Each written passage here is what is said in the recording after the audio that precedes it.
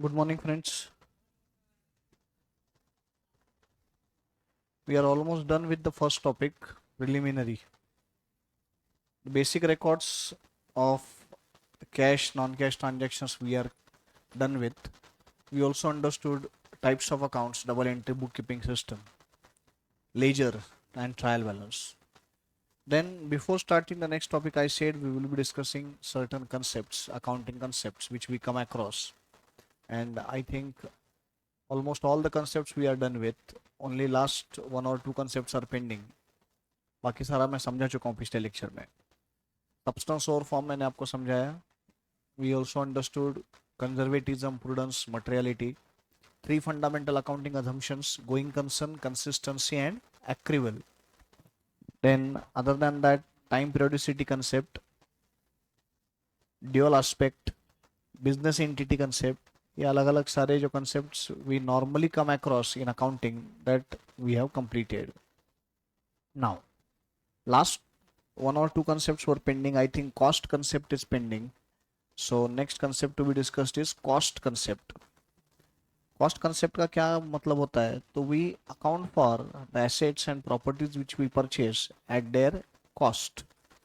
We do not account for them at market value. हम market value पे accounting नहीं करते. हमको जितनी cost लगी है कोई चीज़ खरीदने में, वो cost पे हम उसका accounting करते हैं. जैसे अगर एग्जांपल के तौर पे बात करें तो समझो कोई प्रॉपर्टी है, कोई लैंड है जो मैंने परचेस की थी आज के लेट से 10 साल पहले. I have purchase that land for 10 crore. 10 crore में मैंने खरीदी थी. तो मेरे लिए कॉस्ट कितना हो गया? 10 करोड़ रुपए हो गया. Now let's say today's market value of that land is 25 crore. 25 crore का आज उसका मार्केट वैल्यूएशन है. That doesn't mean you will account for that land at 25 crore. तुमको कॉस्ट कितना लगा? 10 करोड़. तो you will account for it eight 10 crore only. You will carry that property, you will carry that land at 10 crore only. So that is what cost concept is. Cost concept बोलता है जितनी cost तुमने इनकर की है वो वैल्यू पे ही तुम उसको अकाउंट फॉर करो. So that is cost concept. One more concept which is opposite to cost concept is realisation concept. Realisation.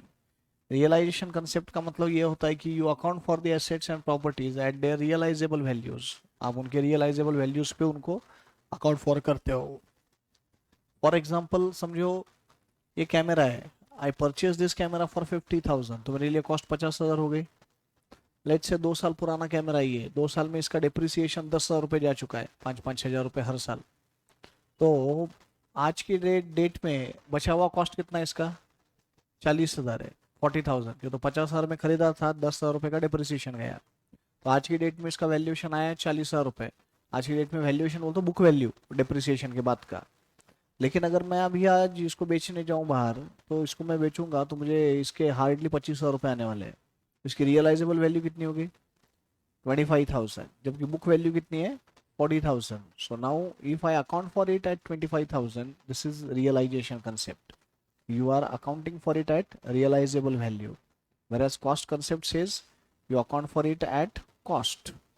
So if your business is a going concern, अगर आपका बिजनेस गोइंग कंसर्न है, long term में चलने वाला है, तो आप cost concept follow करते हो. लेकिन अगर गोइंग कंसर्न नहीं है और आप अगर शॉर्ट टर्म में आपका बिजनेस बंद करने वाले हो, नियर फ्यूचर में आपका बिजनेस आप बंद करने वाले हो, तो in that case you may not follow cost concept but you follow realization concept. उस केस में आप realization concept follow करते हो जब आप short term में business बंद करने वाले हो. Otherwise, universally which method, which concept to be followed? Cost concept to be followed. Normally we follow cost concept only, we do not follow realization concept. ये अलग अलग टर्म्स है, अलग अलग कंसेप्ट है. अब ये वापस से फिर से आने ही वाले अपने को बार बार डिस्कशन में. फाइनल अकाउंट्स में भी जाएंगे तो वापस से सारे डिस्कस करेंगे ही अपन. So time to time we will be discussing, time to time we will be revising these concepts whenever we come across. So this was preliminary topic, revision of basics of accounting, which normally we study in 11th standard. As discussed in last lecture, now we are going to start with new topic, fresh topic, and today we are starting with topic of bank reconciliation statement, BRS.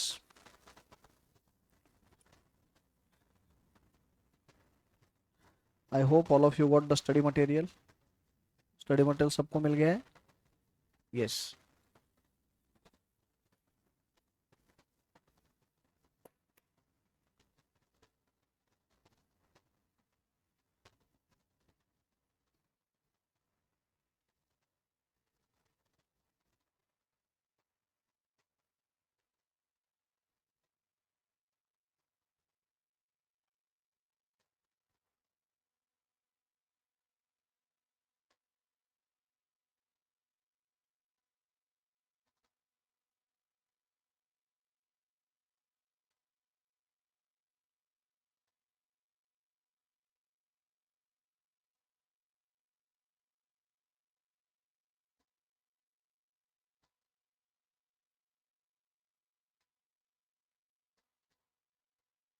Bank reconciliation statement, BRS.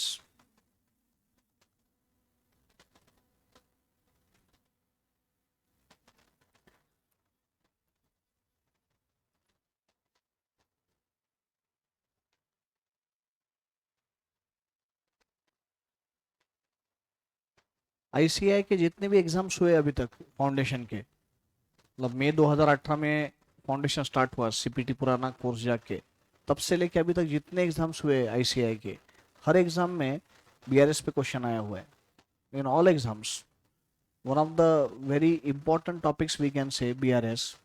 और सीखना भी चाहिए BRS बहुत अच्छे से। The reason being, हम लोग commerce के प्रोफेशनल्स बनने जा रहे हैं और बैंक का अपना रोज का काम पड़ने वाला है। सो बैंक में जब हम अपना अकाउंट ओपन करते हैं तो वहाँ पे we need to compare our records and bank's records, and we need to prepare BRS on regular basis. तो ये एक बहुत इंपॉर्टेंट स्टेटमेंट है जो हम अकाउंटिंग में बनाते हैं, जिसको हम बोलते हैं bank reconciliation statement. So this topic is important not just from exam point of view but even from knowledge point of view. Knowledge point of view से भी बहुत इंपॉर्टेंट टॉपिक है कि बीआरएस हम बनाते कैसे एग्जैक्टली समझने के लिए। मैंने पूछा भी था फर्स्ट डे, फिर से एक बार पूछ लेता हूँ कि 11th में ये सिलेबस में था सिलेबस में, स्टेट बोर्ड में भी है और सेंट्रल बोर्ड्स में भी है, लेकिन बहुत कम कॉलेजेस में ये पढ़ाया जाता है, पढ़ाते ही नहीं है, ये ऑप्शन है बोल के छोड़ देते हैं। एनीवे, आप में से किसी ने सीखा है नहीं सीखा है, सीखा भी है तो कैसे सीखा है I don't know. So better that I assume कि आप में से किसी ने भी ये सीखा नहीं है, और यही अज्यूम करके बेसिक से अपन जीरो से स्टार्ट करते हैं इस टॉपिक को। Guys tell me, can you imagine today any business without banks? बिना बैंक के हम बिजनेस इमेजिन कर सकते हैं क्या आज? It is almost next to impossible. नहीं होगा ऐसे।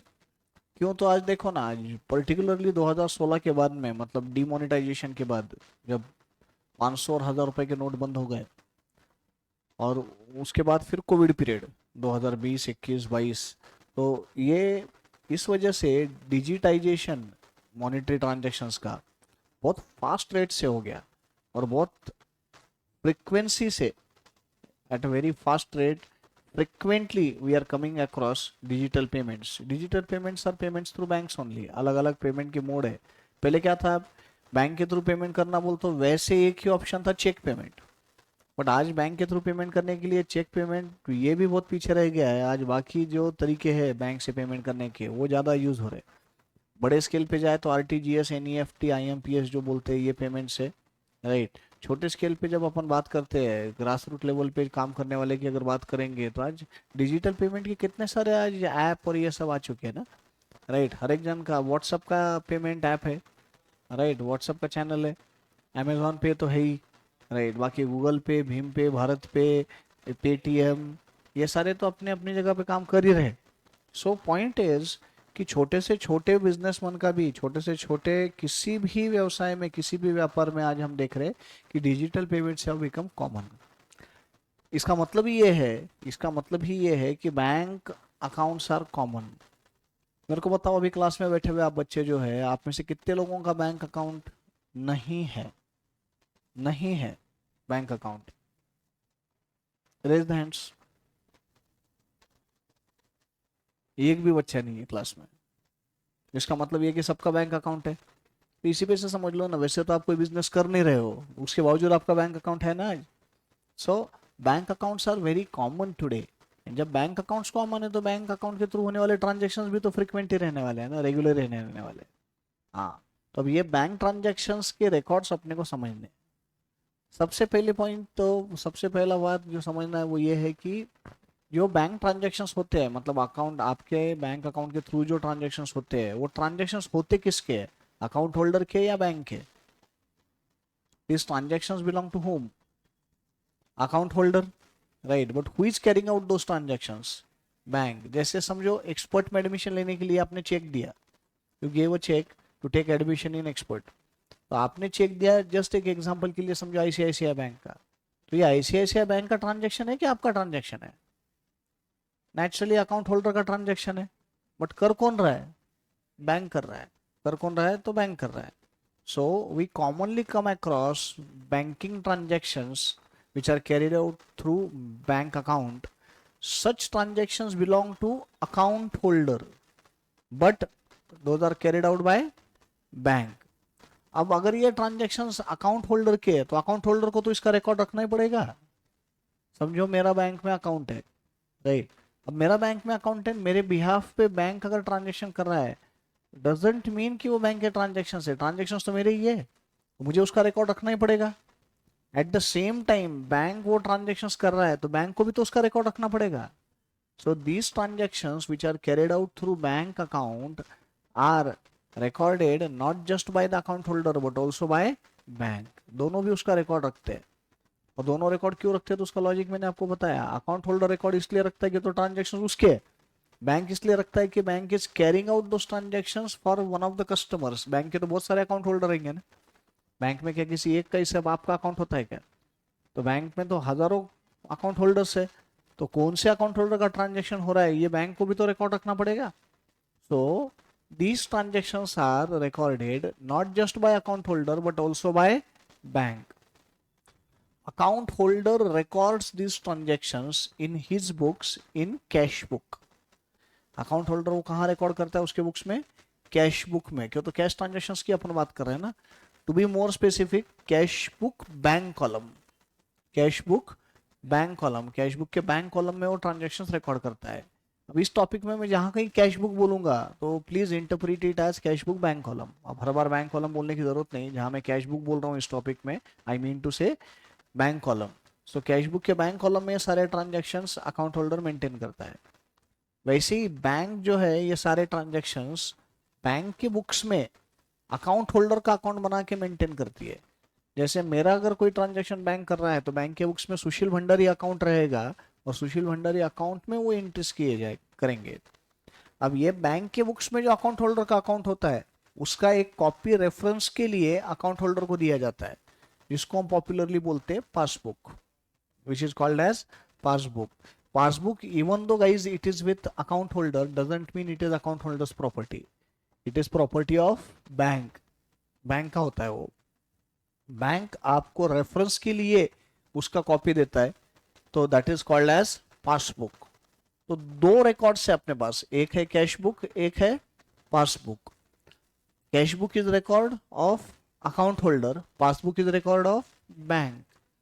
अब ये दोनों में भी सेम ट्रांजेक्शन से रिकॉर्ड होते हैं, both of these record the same set of transactions. Account holder के बुक्स का कैश बुक एंड बैंक के बुक्स का पासबुक, दोनों में सेम ट्रांजेक्शन से रिकॉर्ड हो रहा है ना। क्या तो ट्रांजेक्शन तो एक ही है, बस है अकाउंट होल्डर का और कर रहा है बैंक। तो कैश बुक और पासबुक ये दोनों में सेम ट्रांजेक्शन से रिकॉर्ड होने वाले हैं। अब जब दोनों में सेम ट्रांजेक्शन रिकॉर्ड होने वाले हैं तो दोनों में सेम बैलेंस से दिखना चाहिए, अमाउंट जो रहनी चाहिए वो सेम ही रहनी चाहिए। तो अगर मैंने समझो 5,000 रुपए का पेमेंट किया है तो मेरे बुक्स में 5,000 का पेमेंट रिकॉर्ड होगा, तो पासबुक में भी तो 5,000 का पेमेंट रिकॉर्ड होगा ना।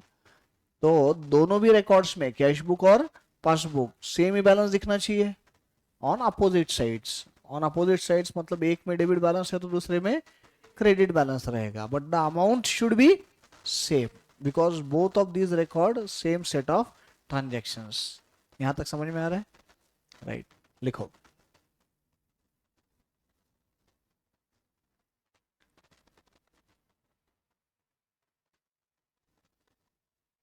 in our day to day business in our day to day business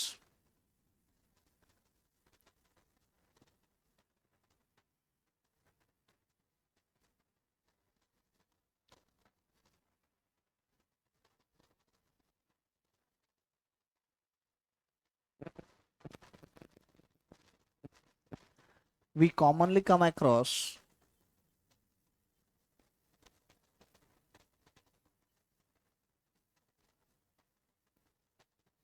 we commonly come across various transactions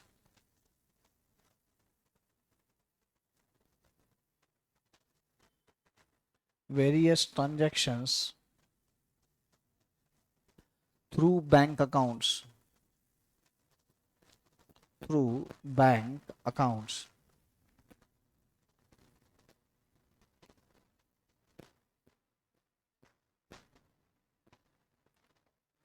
Full stop.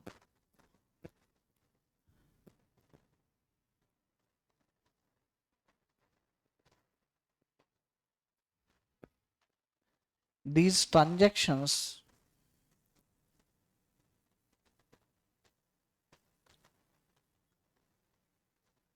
these transactions belong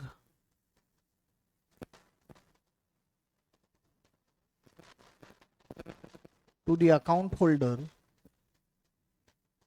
to the account holder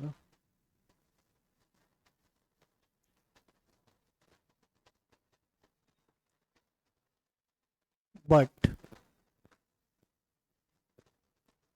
are carried out but are carried out by the bank.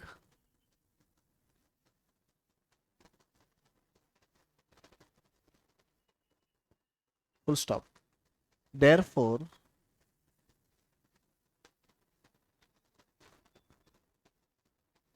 a record of such transactions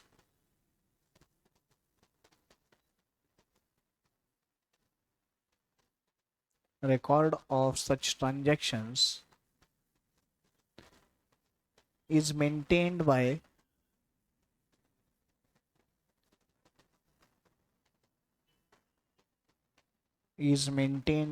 both that is account holder as well as bank.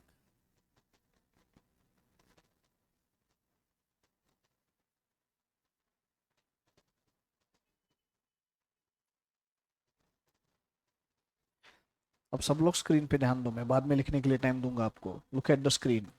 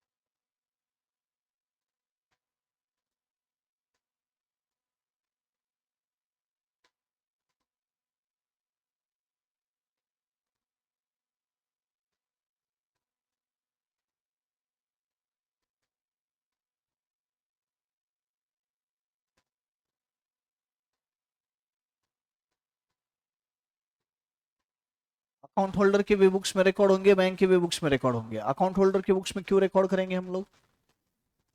ये तो transaction है उसके. और bank के books में क्यों करेंगे? Transaction कर रहा है बैंक. ट्रांजैक्शन बैंक के नहीं है बट कर रहा है बैंक, तो बैंक को भी रिकॉर्ड रखना पड़ेगा, अकाउंट होल्डर को भी रखना पड़ेगा. अकाउंट होल्डर के बुक्स में वो रिकॉर्ड कहाँ मेंटेन होता है?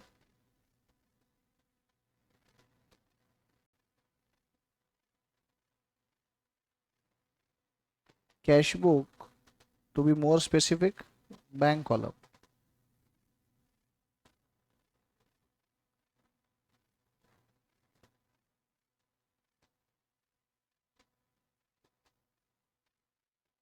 एंड बुक्स ऑफ बैंक नहीं, पासबुक बोलते उसको बट वो कहाँ रिकॉर्ड होगा? Account holders account. बैंक के बुक्स में अकाउंट होल्डर का अकाउंट मेंटेन होता है। जैसे अगर मेरा अकाउंट एचडीएफसी बैंक में, तो एचडीएफसी बैंक के बुक्स में सुशील भंडारी अकाउंट रहेगा, उसमें रिकॉर्ड करेंगे ना वो ट्रांजेक्शन्स। और इसकी कॉपी एक रेफरेंस के लिए अकाउंट होल्डर को दी जाती है। इसकी account holders account in the books of bank, उसका कॉपी अकाउंट होल्डर को दिया जाता है, जिसको हम बोलते हैं पासबुक, और it is also called as bank statement.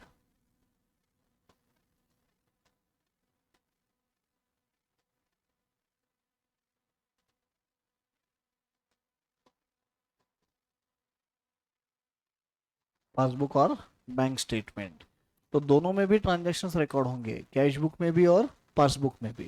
कहते हैं, लिखो।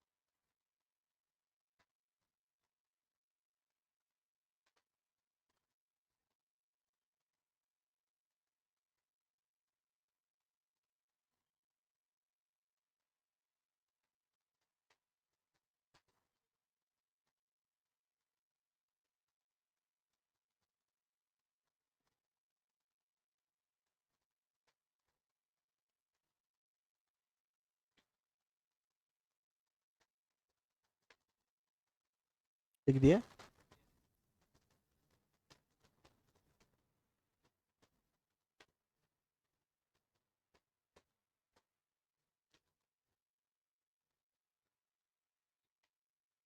Next line,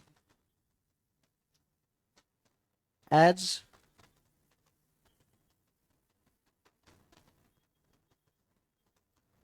same set of transactions as same set of transactions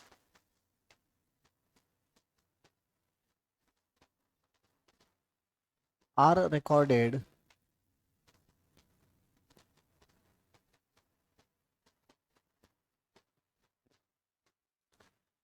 in cash book and passbook,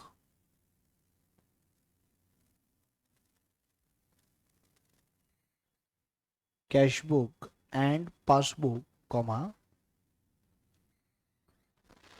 both of these both of these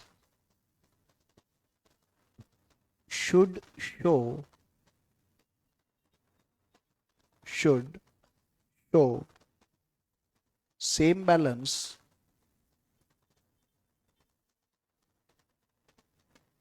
on opposite sides, same balance on opposite sides.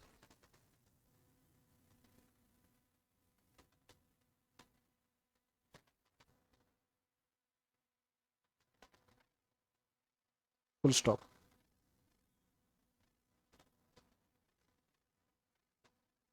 Example. Example.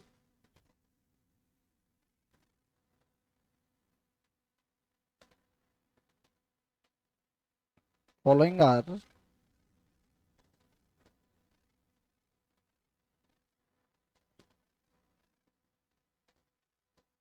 bank transactions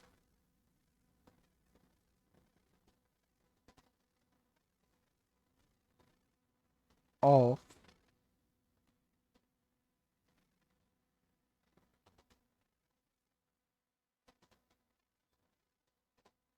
Mr. Shubham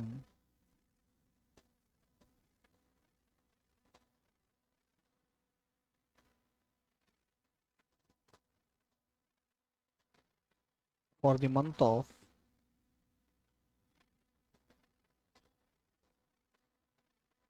January 2024.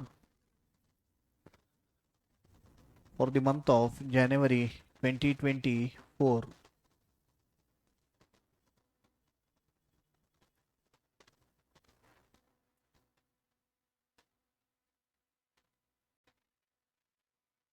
January 1st.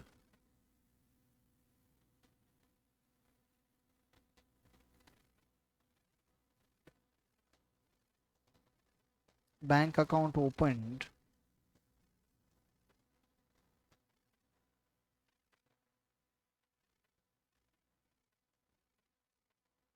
by depositing rupees 5,000 in cash. 1st January, bank account opened by depositing rupees 5,000 in cash.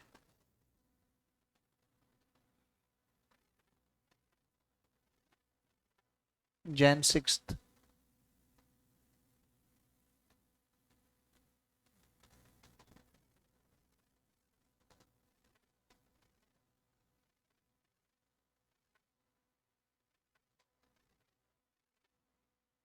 Check received from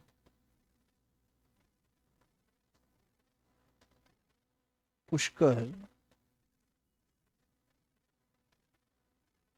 for rupees 10,000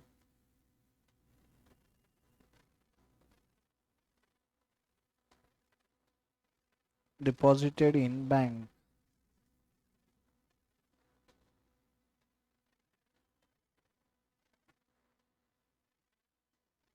Jan 14th.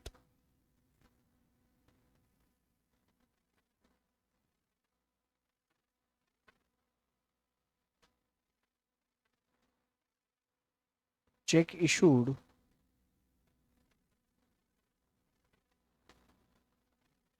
towards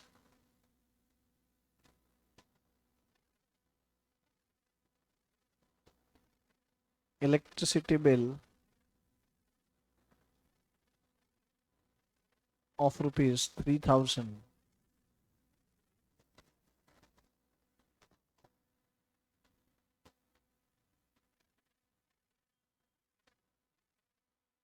Jan 22.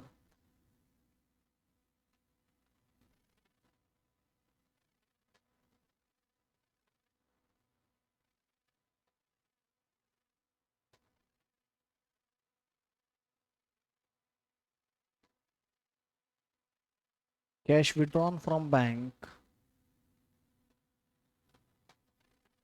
rupees 5,000.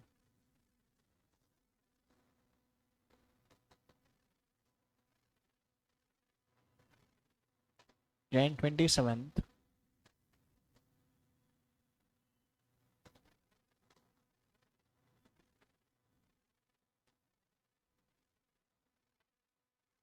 Salaries paid by check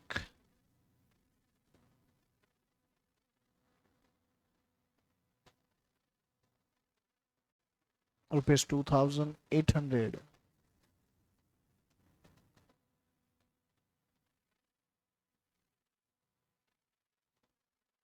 Last Jan 31st.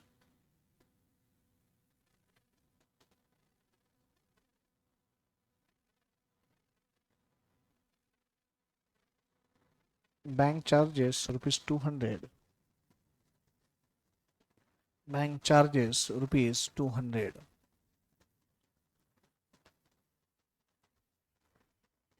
तो हम लोगों ने एक hypothetical example लिया है कि ये mister Shubham के जनवरी 2024 महीने के ट्रांजैक्शन है। अपने को ये समझना है कि ये दोनों की भी बुक्स में कैसे रिकॉर्ड होंगे। कैश बुक तो आपको मालूम है, बट पासबुक कभी आपने बनाया नहीं रहेगा। पासबुक भले ही देखा रहेगा, आप सबका बैंक अकाउंट है, आप सबका, तो आपने पासबुक तो देखा ही रहेगा, लेकिन बनाने का काम कभी नहीं पड़ा रहेगा ना। अपन वो भी समझेंगे कि पासबुक में एंट्रीज कैसे लिखे जाते हैं, how a passbook is prepared, how the entries are recorded in passbook. ठीक है, तो ये ट्रांजेक्शन्स है शुभम के for the month of Jan. तो we will see now how these transactions are recorded in cash book and in passbook. So in the books of Shubham,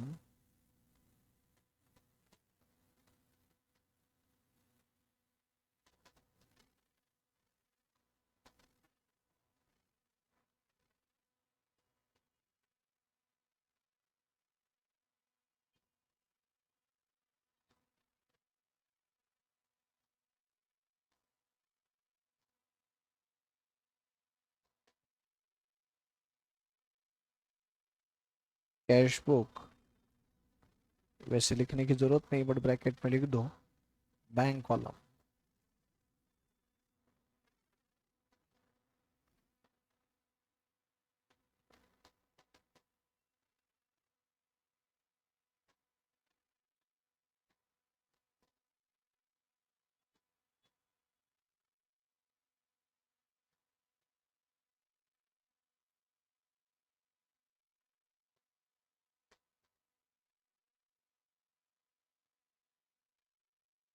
Monday को first topic पे test लेते. First topic जो preliminary लिया उसके ऊपर Monday को preliminary पे टेस्ट.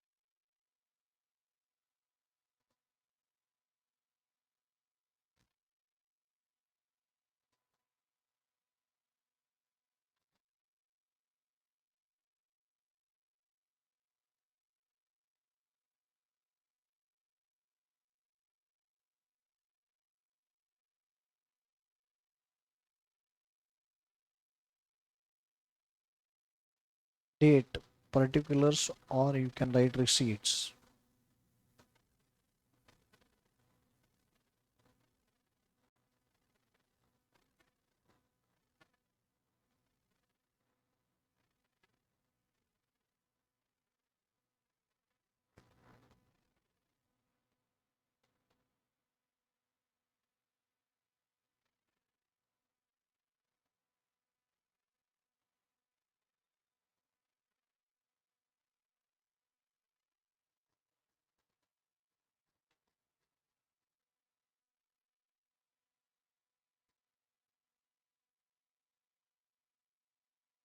बनाए ये फॉर्मेट. देन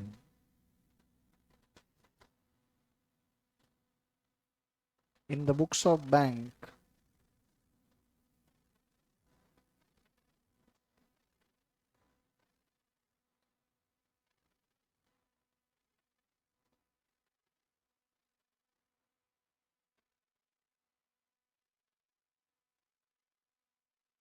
शुभम अकाउंट, इसी को हम बोलते हैं पासबुक, और you can call it as bank statement. किसी को मालूम है इसका फॉर्मेट कैसे होता है? याद आ रहा है कुछ? बैंक अकाउंट है तो पासबुक देखा रहेगा ना.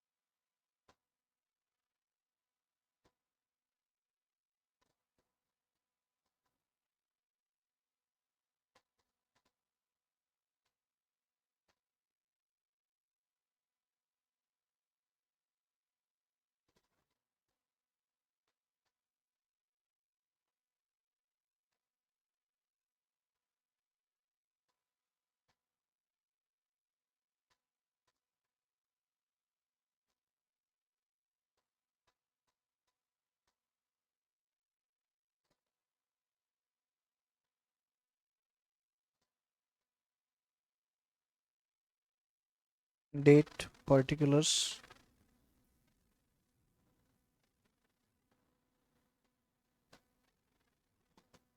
withdrawals means debit, deposits मतलब क्रेडिट, डेबिट और credit, balance.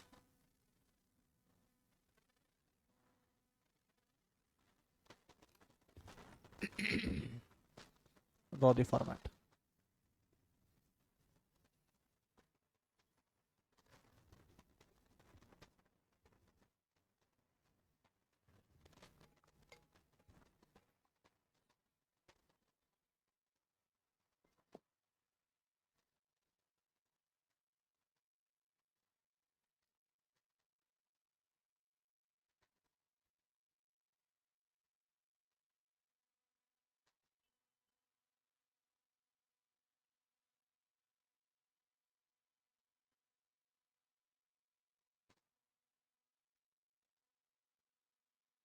Date, particulars, withdrawals, debit, deposits, credit, debit oblique credit, balance।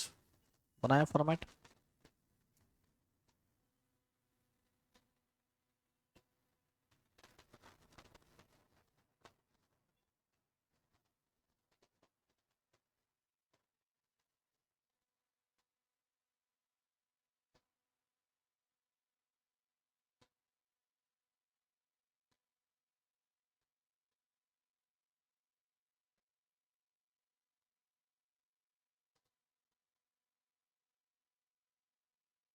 चलो अब ये जो एग्जांपल है, ये एग्जांपल के ट्रांजैक्शंस हम ये दोनों में भी रिकॉर्ड करेंगे, कैश बुक में और पासबुक में। Let's read the example. Following are the bank transactions of Mr. Shubham for the month of Jan 2024. First Jan, bank account opened by depositing rupees 5,000 in cash. Shubham ने bank में 5,000 रुपए cash deposit किया। शुभम के books में क्या entry करेंगे हम लोग? Bank account debit to cash account. He has deposited cash into his bank, so contra entry होगी bank account debit to cash. लेकिन हमने सिर्फ बैंक कॉलम ही बनाया हुआ है, तो अपने को सिर्फ बैंक कॉलम के इफेक्ट देने हैं। So 1 Jan 24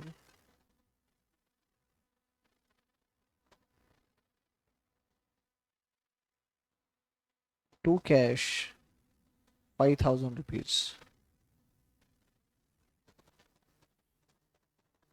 to cash 5,000।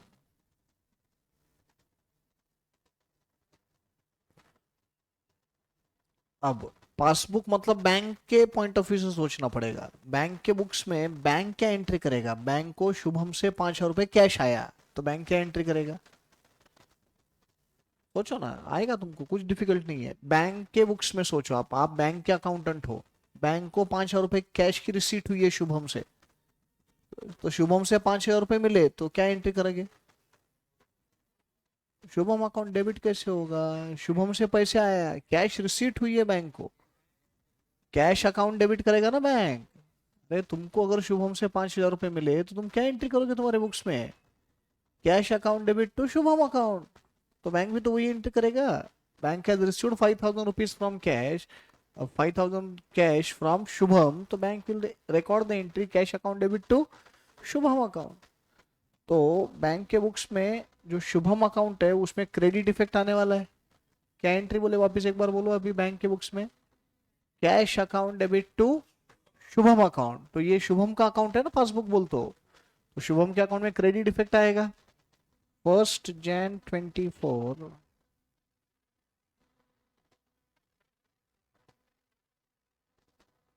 by cash deposited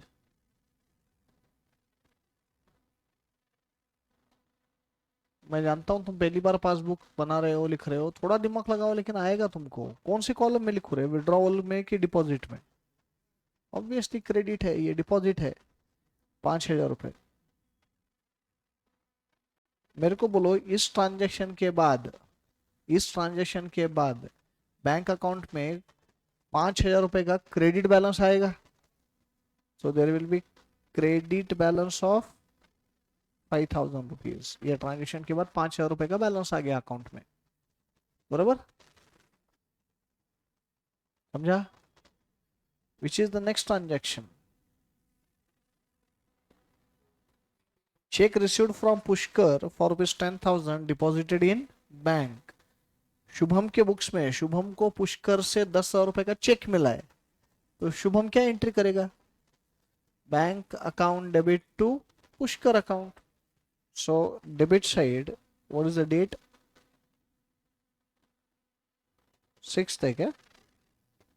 6th Jan to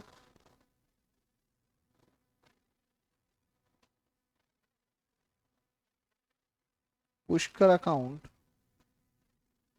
₹10,000.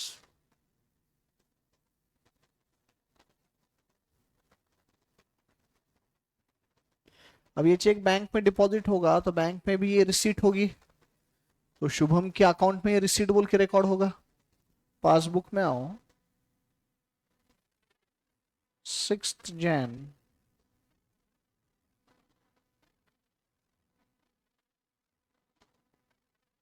Bye clearing बोल दो, चेक क्लियरिंग. किससे आया हुआ चेक है? पुष्कर. पुष्कर का चेक डिपॉजिट किया. क्या होगा? विड्रॉल होगा कि डिपॉजिट होगा?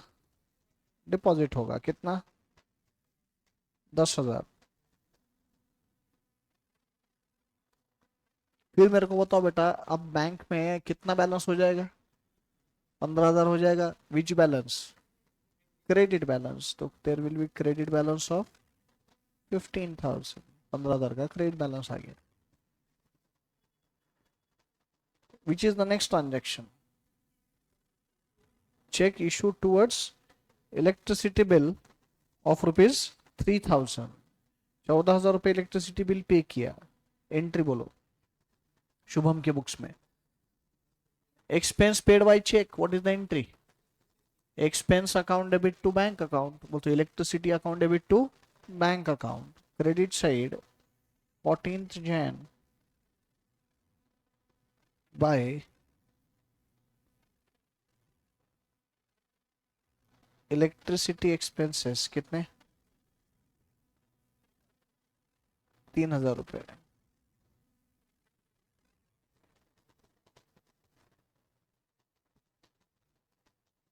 $3,000.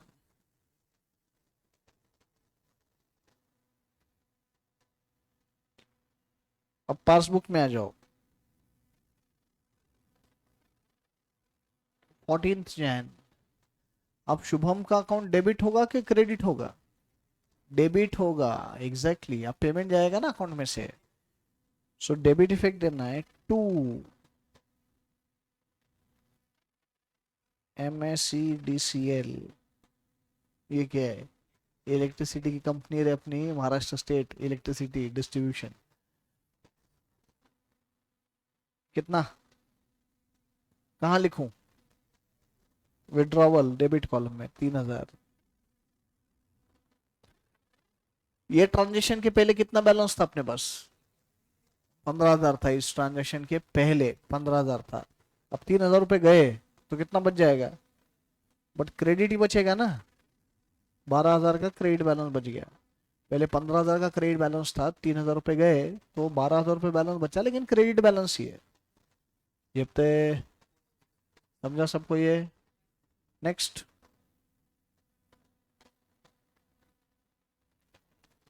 Cash withdrawn from bank ₹5,000. What is the entry?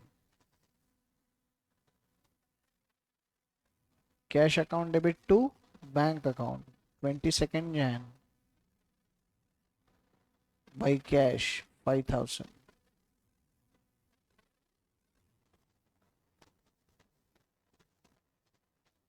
By cash 5,000.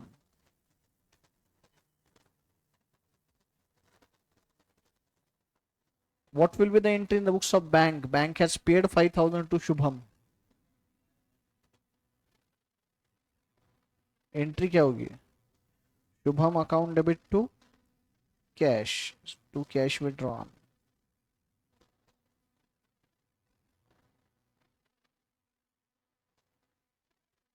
To cash withdrawn 21 है क्या? आ सकता है ना, नरेशन तो कुछ भी लिखेंगे, बैंक अपने हिसाब से लिखता है. कितना? कहाँ लिखूं? विड्रॉल कॉलम में 5000. so now there will be credit balance of 7000. Credit balance ही रहेगा 7000. 12000 था, 5000 गए तो 7000 बच गया. आ रहा है. Next. By salaries 2800, 27 Jain.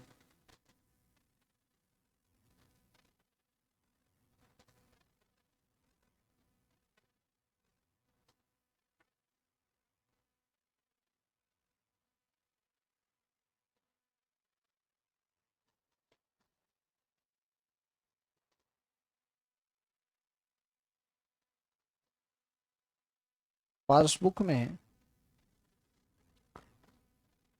To, अभी एम्प्लॉय का नाम लिखा जाएगा जिसके नाम से चेक देंगे सैलरी का. आपने को नहीं दिया है तो सैलरीज. कौन से कॉलम में? 2800. 7000 का क्रेडिट बैलेंस था, 2800 डेबिट हुए तो कितना बच जाएगा? 4200. लेकिन क्रेडिट बैलेंस ही बच रहा है ना.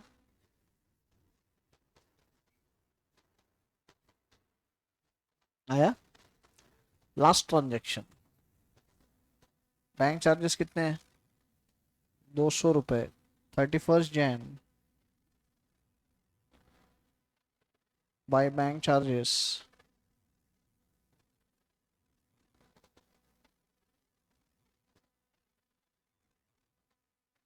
200.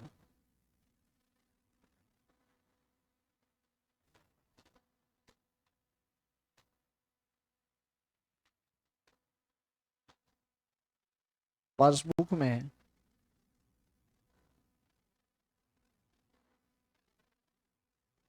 To bank charges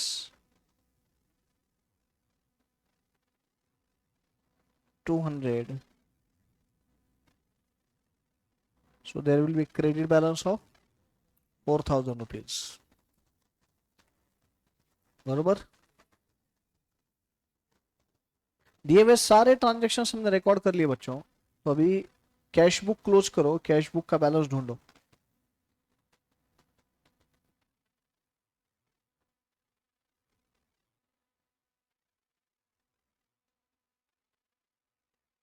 Which side is higher? So there will be debit balance of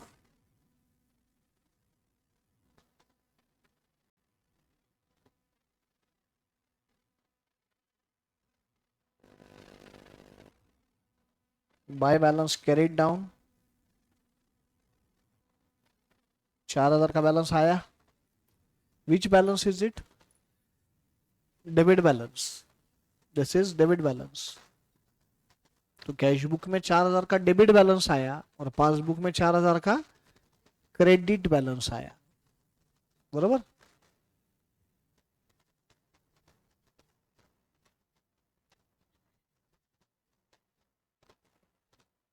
1 minute का टाइम देता हूँ. दोनों फॉर्मेट थोड़ा सा अच्छे से एक बार कंपेयर करो ना. और दोनों फॉर्मेट कंपेयर करके ये फॉर्मेट में एक बहुत इंपॉर्टेंट फंडामेंटल प्रिंसिपल डिफरेंस है. फॉर्मेट में बोल रहा हूँ मैं, ट्रांजेक्शन्स में नहीं, फॉर्मेट में. वो डिफरेंस क्या है आप मेरे को बताओ ना. ये दो फॉर्मेट में एक बहुत बड़ा फंडामेंटल डिफरेंस है.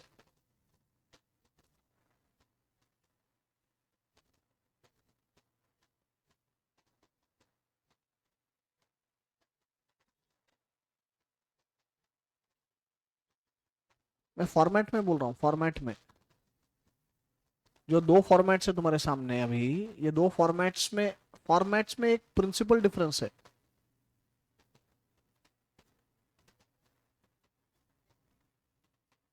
क्या क्या वापिस बोल. हाँ, exactly.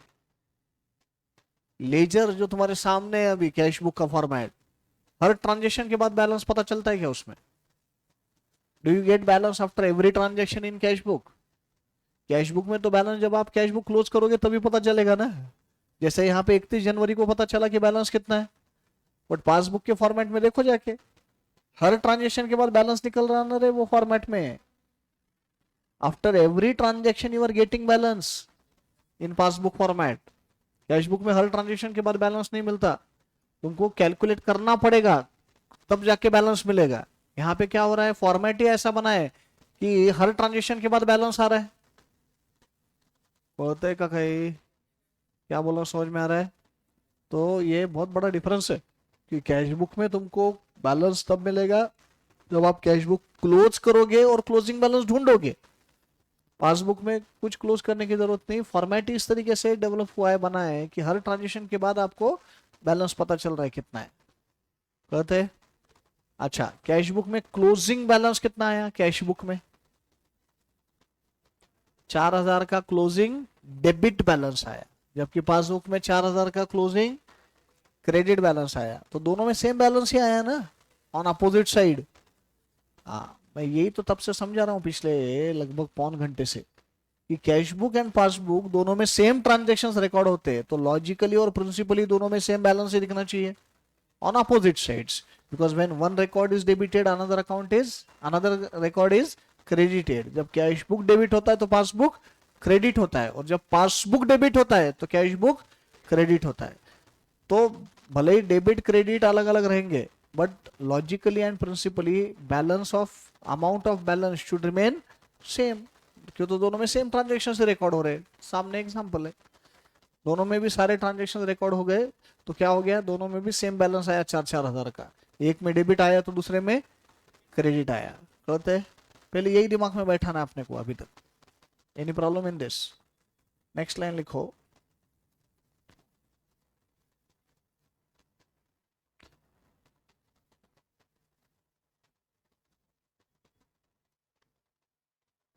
From the above example,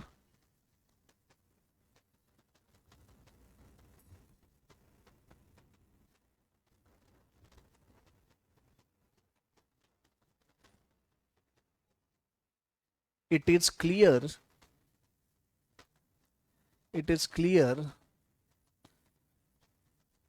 that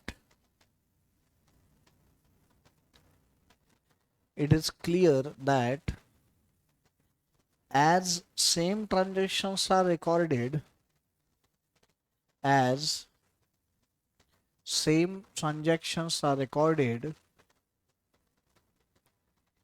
in cash book as well as passbook,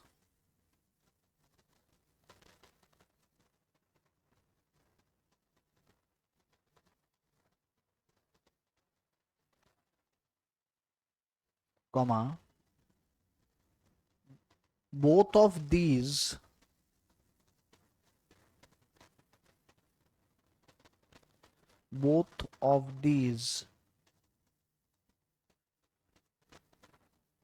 should show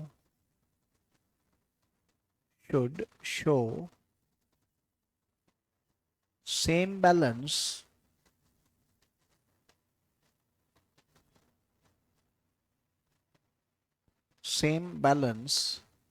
on opposite sides.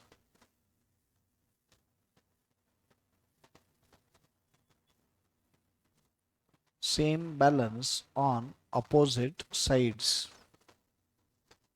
Full stop.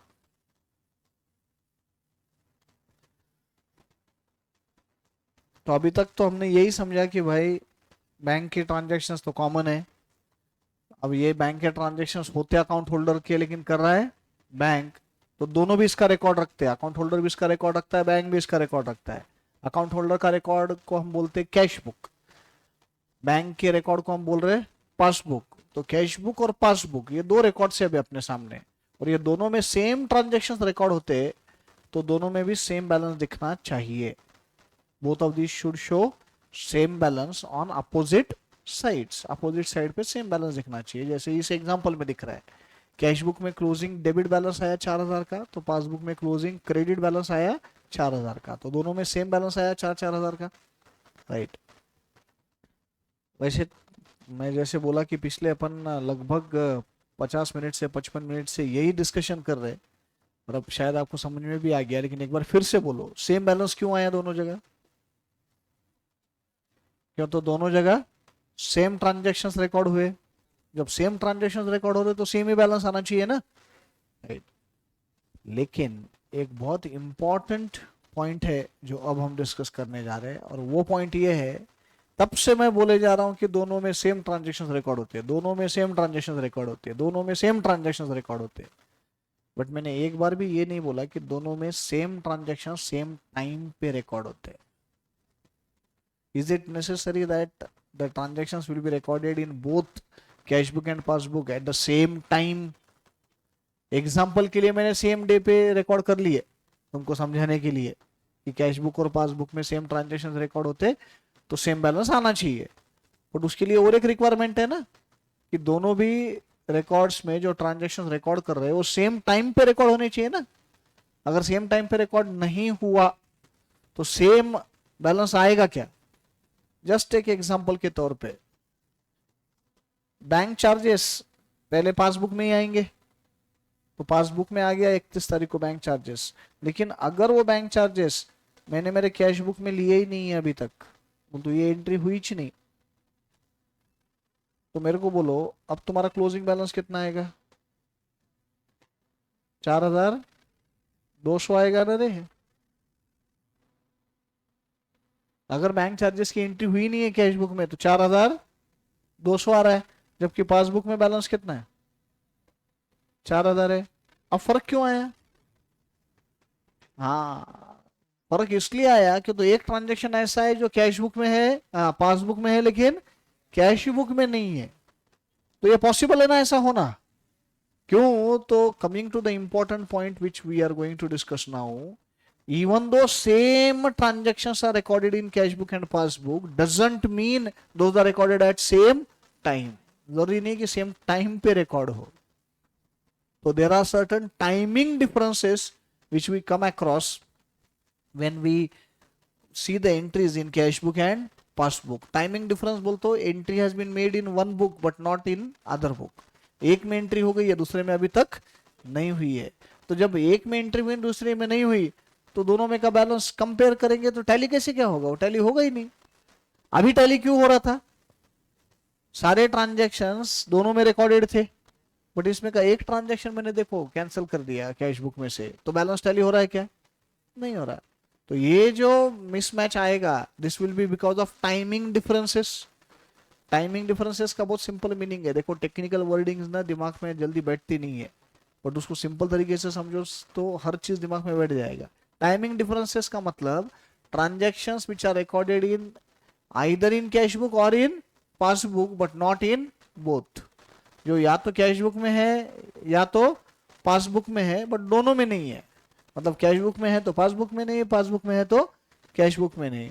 तो ऐसे ट्रांजैक्शंस अगर है तो उसकी वजह से तो कैश बुक का बैलेंस और पासबुक के बैलेंस में डिफरेंस आएगा ही ना। तो ये जो डिफरेंस आता है, ये डिफरेंस को ढूंढ के रिकंसाइल करने के लिए जो स्टेटमेंट बनाते हैं उसको बोलते बैंक रिकंसिलिएशन स्टेटमेंट, उसको बोलते बीआरएस। तो बेटा अपना टॉपिक बीआरएस है, बट अपन बीआरएस के टॉपिक पे पहुंचने के लिए अपने को 50-55 मिनट लग गए, 1 घंटा लग गया कंसेप्ट पे पहुंचने को, और वो जरूरी भी है उतना टाइम लगना। जब तक बेसिक दिमाग में जाएगा नहीं अभी जो पढ़ाया, तो बीआरएस क्या रहता है ये तुमको समझेगा ही नहीं, और समझोगे भी तुम ऐसे ही तो मैकेनिकली समझोगे। मैकेनिकली नहीं समझना है अपने को, एकदम परफेक्ट दिमाग में बैठाना है कि भाई क्यों बना रहे बीआरएस, क्या रीजन है। कैश बुक और पासबुक में का डिफरेंस जो आता है वो डिफरेंस के लिए हम बीआरएस बना रहे हैं। अरे बट डिफरेंस आता क्यों है? तो डिफरेंस क्यों आता है ये समझने के लिए पहले ये समझना जरूरी था। तो लॉजिकली तो क्या होना चाहिए? दोनों में सेम बैलेंस ही दिखना चाहिए, क्यों? तो दोनों जगह सेम ट्रांजेक्शन से रिकॉर्ड होते हैं, लेकिन सेम ट्रांजेक्शन सेम टाइम पे रिकॉर्ड नहीं होते ना, उस वजह से डिफरेंस आता है। वो जो डिफरेंस आता है वो डिफरेंस को लेके जो स्टेटमेंट बनाते हैं उसको बोलते हैं बैंक रिकंसिलिएशन स्टेटमेंट। अब ये जो डिफरेंसेस है टाइमिंग डिफरेंसेस जिसको हम बोल रहे हैं, ये डिफरेंसेस अलग अलग तरीके के चार चार कैटेगरीज में वो डिवाइड होते हैं। वो चार कैटेगरीज बाद में समझते हैं, पहले आपसे बीआरएस का मीनिंग समझो। ध्यान में आ रहा है क्या बोल रहा हूँ? नेक्स्ट लाइन लिखो।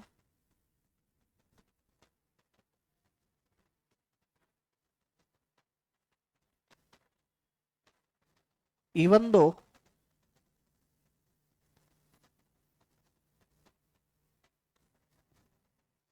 even though same transactions are recorded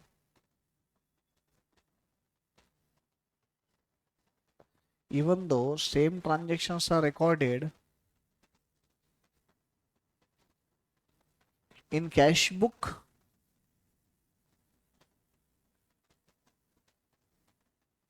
in cash book and in passbook,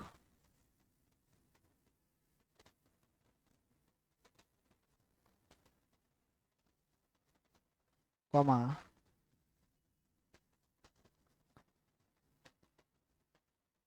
those transactions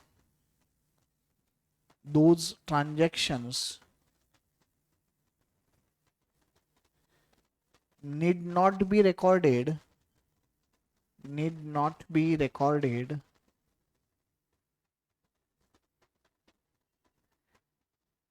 at same time at same time in both the books.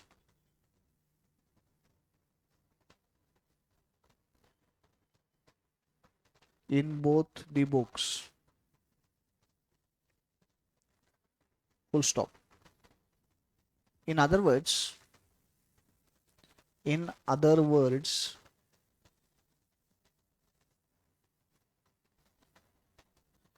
there might be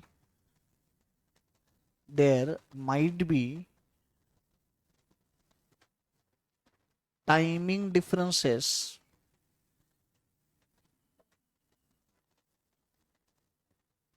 there might be timing differences in recording of transactions in recording of transactions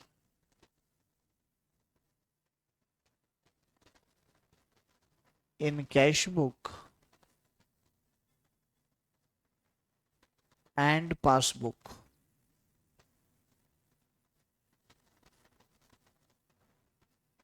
Full stop. Such timing differences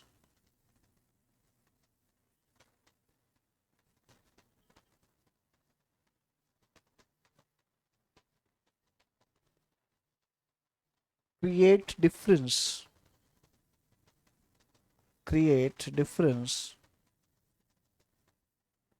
in balance as per in such timing differences create difference in balance as per cash book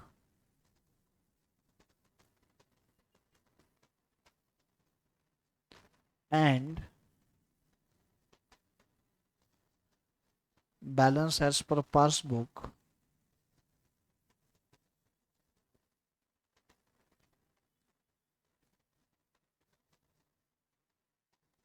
Full stop.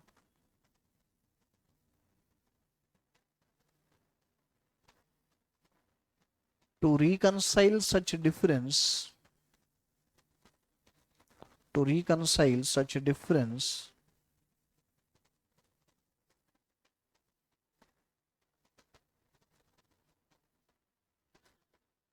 a statement is prepared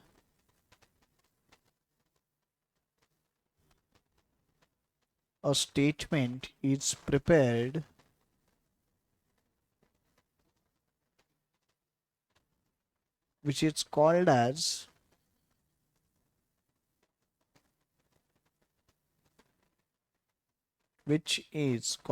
as bank reconciliation statement.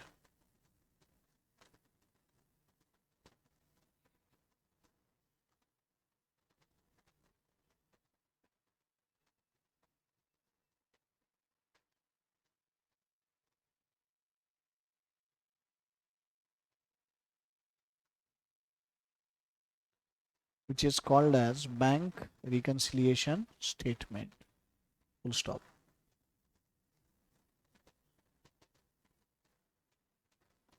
The timing differences, the timing differences in recording of transactions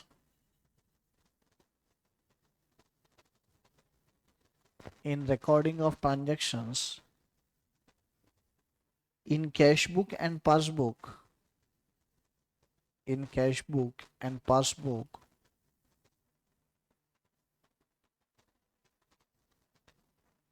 are categorized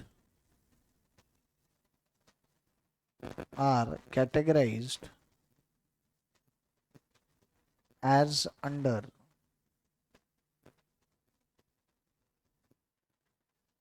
are categorized as under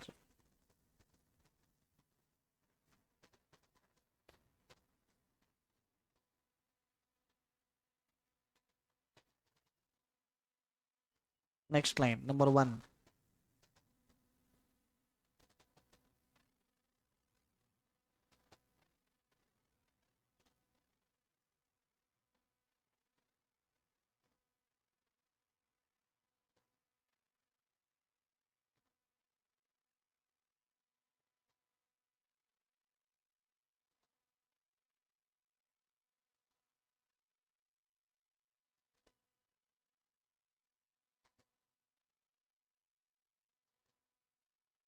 Checks deposited but not credited by bank. Checks deposited but not credited by bank.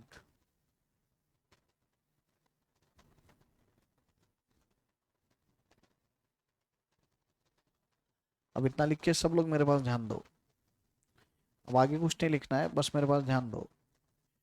ये क्या है? Check deposited but not credited by bank. आपको क्या लगता है अपन जिस दिन bank में चेक डिपॉजिट करते हैं सेम डे पे पैसा जमा होता है, ऐसे जरूरी है क्या? सेम बैंक का रहेगा तो सेम डे पे डिपॉजिट हो जाता है. सेम बैंक का रहेगा तो जरूरी है क्या सेम बैंक का रहेगा ही चेक? मैं वापस रिपीट कर रहा हूँ एक चीज.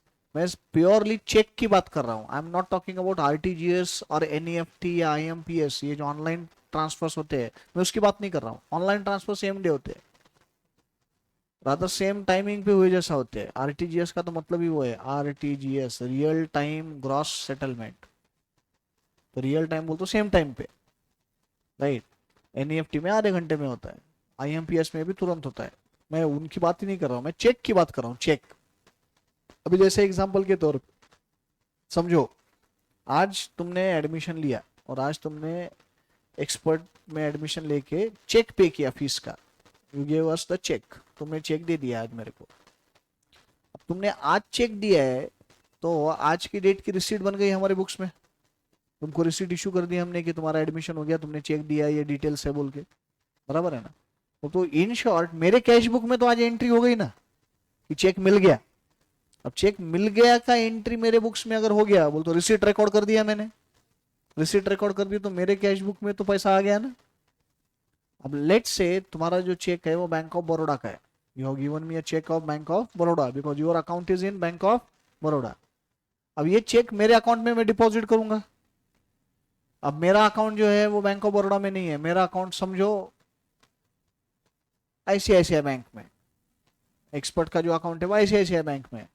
अब आईसीआईसीआई बैंक में ये चेक डिपॉजिट होगा, फिर आईसीआईसीआई बैंक जो है वो बैंक ऑफ बड़ौदा से कंफर्म करके वो पैसा तुम्हारे अकाउंट से निकालेगा, फिर जाके वो मेरे अकाउंट में जमा होगा पैसा. तुमको क्या लगता है ये ऐसे तुरंत हो जाता है क्या? मिनिमम मिनिमम 2 दिन लगते हैं. थर्ड डे पे वो अकाउंट, वो तुम्हारे अकाउंट में पैसा जमा होता है थर्ड डे पे. तो प्रोसीजर कैसी है मैं आपको बताता हूँ. लिखो मत, सिर्फ स्क्रीन पे ध्यान दो. कहाँ चेक डिपॉजिट किया मैंने? नहीं नहीं, कहाँ पे? आईसीआईसीआई में. आईसीआईसीआई बैंक में मैंने चेक डिपॉजिट किया है, ठीक है. अब चेक कौन से बैंक पे ड्रॉ किया हुआ है? बैंक ऑफ बड़ौदा, बराबर ना, बैंक ऑफ बड़ौदा. अब आईसीआईसीआई बैंक जो है ना वो उस चेक की डिटेल्स भेजता है क्लियरिंग हाउस को। क्लियरिंग हाउस ये एक सेंट्रल एजेंसी है which is acting as clearing authority of cheques in India, उसको बोलते क्लियरिंग हाउस।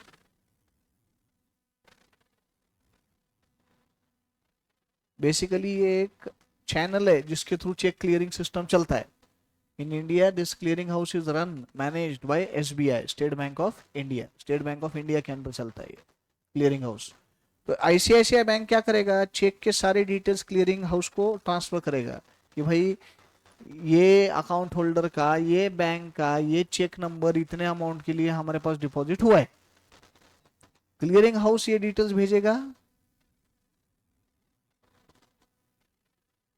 बीओबी को, बैंक ऑफ बड़ौदा को। फिर बीओबी गो थ्रू करेगा सारे डिटेल्स। अच्छा ये अकाउंट होल्डर अपना है क्या, अकाउंट नंबर ये है, ये अकाउंट होल्डर का नाम बराबर है क्या, इतने इतने अमाउंट का चेक है, इतना बैलेंस है क्या, साइन चेक करेगा बराबर है क्या। If bank of Baroda finds everything is perfect, bank of Baroda will inform clearing house कि no problem, the cheque can be cleared. बोल तो ये चेक तुम क्लियर कर सकते, कोई प्रॉब्लम नहीं, everything is fine. Clearing house then will inform ICICI bank कि जो चेक तुमने हमारे को इन्फॉर्मेशन भेजी थी, this cheque is cleared, clear हो गया बोल तो फंड्स ट्रांसफर हो सकते हैं। तब जाके आईसीआईसीआई बैंक वो पैसा मेरे अकाउंट में जमा करेगा। अब ये क्या तुरंत होता है क्या सब? जितने आसानी से मैंने 2 मिनट में समझा दिया, आईसीआईसीआई गया क्लियरिंग हाउस में, क्लियरिंग हाउस गया बैंक ऑफ बड़ौदा में, बैंक ऑफ बड़ौदा से वापस इन्फॉर्मेशन आई क्लियरिंग हाउस में, क्लियरिंग हाउस ने वापस आईसीआईसीआई को बता दिया कि हाँ क्लियर हो गया। बोलने के लिए तो 1 मिनट से कम टाइम में मैंने बोल दिया सब। ऐसे होता है क्या? नहीं, इट टेक्स टाइम, और मिनिमम मिनिमम 2 दिन का टाइम लगता है। थर्ड डे पे चेक तुम्हारे अकाउंट में जमा होता है डिपॉजिट करने के बाद, और वो भी थर्ड डे पे बोल तो 12 बजे के पहले डिपॉजिट हुआ तो। अगर तुम लेट करते हो तो फिर वो उस दिन के क्लियरिंग में नहीं जाता। क्यों? तो क्लियरिंग में जाना बोल तो क्या, क्लियरिंग हाउस को जो इन्फॉर्मेशन भेजते वो क्या कंटिन्यूसली जाते नहीं रहती। 1 बजे दोपहर में 1 बजे नॉर्मली 1 बजे तक के चेक जो है 12 बजे के पहले जो आ जाते हैं, उनकी सारी इन्फॉर्मेशन एक साथ बैंक में से क्लियरिंग हाउस को भेजी जाती है। अब तो भी बेटा 3 दिन में ये होने लग गया है। पहले तो सिस्टम कैसा था पता है क्या आपको? पहले तो ये कुछ ऑनलाइन था नहीं ना, बोल तो कंप्यूटराइजेशन भी हुआ नहीं था, मैनुअल चलता था। और अगर आउट स्टेशन का चेक है तो फिर तो धिंगानाश था। बोल तो अगर लातूर का चेक मैंने दिया पुणे के पार्टी को, पुणे के पार्टी की बैंक पुणे में है, एंड जो चेक मिला है वो लातूर का है ना, तो लिटरली पुणे का बैंक लातूर के बैंक को कांटेक्ट करना, बोल तो कुरियर से या पोस्ट से चेक भेजा करता था कि भाई ये चेक आया हमारे पास तुम्हारा क्लियरिंग के लिए, पैसे क्लियर करे क्या हम। फिर वो बैंक चेक करके वापस कुरियर भेजता था पोस्ट से। 15-15 दिन 20-20 दिन लगते थे पहले आउट स्टेशन की चेक क्लियरिंग को। तो ये कब की बात है? मेरे बचपन की, तुम तो तब थे भी नहीं रहे। तो इतने इतने दिन लगते थे। चलो आप अपन आज बहुत आगे निकल आए ना, वो जो बातें थी वो आज तो होने वाली है नहीं। बस तुम्हारे को बस बता रहा हूँ कि क्या होता है प्रॉब्लम। अब एक्सपर्ट के बुक्स में कब एंट्री हुई? आज के डेट में। तुमने आज चेक दिया तो हमने आज के डेट में एंट्री कर दी, कैश बुक में एंट्री आज हो गई। बट अब प्रॉब्लम ये है कि आज सैटरडे है, आज सैटरडे है ना, सेकेंड सैटरडे है महीने का, शायद थर्ड है क्या? नहीं थर्ड है तो फिर बैंक चालू है, सेकंड एंड फोर्थ बंद है ना बैंक। हाँ, तो लॉज्यूम करो क्या सेकंड सैटरडे है, ठीक है। तो अब आज चेक गया नहीं, ठीक है, कल संडे आ गया, मंडे को चेक क्लियरिंग हो जाएगा, मंडे को क्लियरिंग हो जाएगा, ट्यूसडे को क्लियरिंग हाउस से कंफर्मेशन आएगा, और वेडनेसडे को मेरे अकाउंट में जमा होगा। बोल तो पासबुक में एंट्री कब आएगी? वेडनेसडे को। वेडनेसडे को बोले तो अभी आज तारीख कितनी है? 16 है, तो 17, 18, 19, 20 तारीख को वो मेरे अकाउंट में पैसा जमा होगा। बोल तो पासबुक में एंट्री कब आएगी? पासबुक में 20 तारीख को एंट्री आएगी, जबकि कैश बुक में एंट्री आज के डेट में हो गई। कैश बुक में तो आज रिसीट बन गया मेरे बुक्स में, तो कैश बुक में तो 20 तारीख आज 16 तारीख को पैसा जमा हो गया ना, बट पासबुक में जमा होगा 20 तारीख को। अब प्रॉब्लम ये है कि देखो ट्रांजैक्शन दोनों जगह रिकॉर्ड हो रहा है, बट एक बुक में वो 16 तारीख को रिकॉर्ड हो रहा है, एक बुक में वो 20 तारीख को रिकॉर्ड हो रहा है। अब ये दौरान 16 से 20 तारीख के बीच में जब मैं कैश बुक का पासबुक का बैलेंस एक दूसरे के साथ कंपेयर करूंगा तो ये टैली होगा क्या? सेम आएगा क्या? नहीं आएगा सेम। क्यों? तो वन ट्रांजेक्शन जो अभी हम बात कर रहे हैं, it has been recorded in cash book but not in passbook. Cash book में एंट्री हुई है लेकिन पासबुक में वो एंट्री नहीं हुई है, तो डिफरेंस आएगा ही ना। टैली क्यों होता है? जो इसके पहले का एग्जांपल लिया, टैली होता क्यों है? सेम ट्रांजैक्शन दोनों जगह रिकॉर्ड होते हैं इसलिए। अरे बट अभी तक दोनों जगह रिकॉर्ड नहीं हुए ना same transaction. Entry has been passed in cash book but not in passbook, so it will create difference in balance as per cash book and balance as per passbook. और इस difference के लिए तो VRS बनाने का अपने को, bank reconciliation statement. समझ में आ रहा है? तो विच is the first category of timing difference? Check deposited but not credited by bank. Simple words में इसका मीनिंग बताओ मेरे को, जो लिखा है उसका। Cheque deposited but not credited by bank का मतलब entry has been passed in cash book but not yet in passbook. Cash book में एंट्री आ गई है बट अभी तक पासबुक में एंट्री नहीं हुई है। कहते हैं पक्का? Second,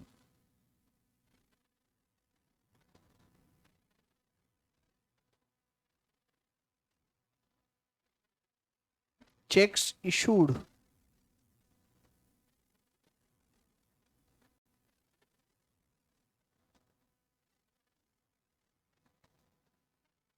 but not presented for payment.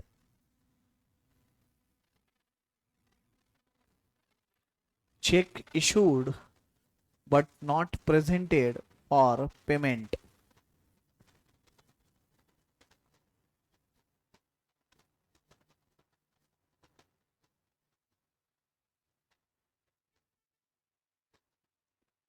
अभी पहले वाले ही एग्जांपल को तुम्हारे पॉइंट ऑफ व्यू से सोचते, पहले हमने एक्सपर्ट के पॉइंट ऑफ व्यू से सोचा, अब तुम्हारे पॉइंट ऑफ व्यू से। तुमने चेक कब दिया? आज दिया। आज दिया तो तुम तो तुम्हारे बुक्स में पेमेंट की एंट्री कर दोगे ना आज, बराबर ना? आपने तो आज के डेट का चेक दे दिया एक्सपर्ट को, तो तुम तुम्हारे बुक्स में पेमेंट रिकॉर्ड कर दोगे। तो तुम्हारे लिए ये चेक इशूड है, बट प्रेजेंट कब हुआ वो बैंक में पेमेंट के लिए? 20 को या 19 को तुम्हारे अकाउंट में, एक दिन पहले। तो तुम्हारे अकाउंट से पैसा कब जाएगा? 19 को या 20 को? राइट, चलो 20 तारीख को बोलते, कंफ्यूजन नहीं रखते। 20 तारीख को तुम्हारे अकाउंट से पैसा गया, बोल तो पासबुक में एंट्री कब आई? 20 तारीख को। पासबुक में 20 को, बट कैश बुक में एंट्री कब कर दी तुमने पेमेंट की? 16 को। तो इस केस में वापस 16 से 20 के बीच में जब तुम तुम्हारा कैश बुक पासबुक कंपेयर करोगे, बैलेंस सेम दिखेगा क्या? नहीं दिखेगा। क्यों? तो टाइमिंग डिफरेंस है।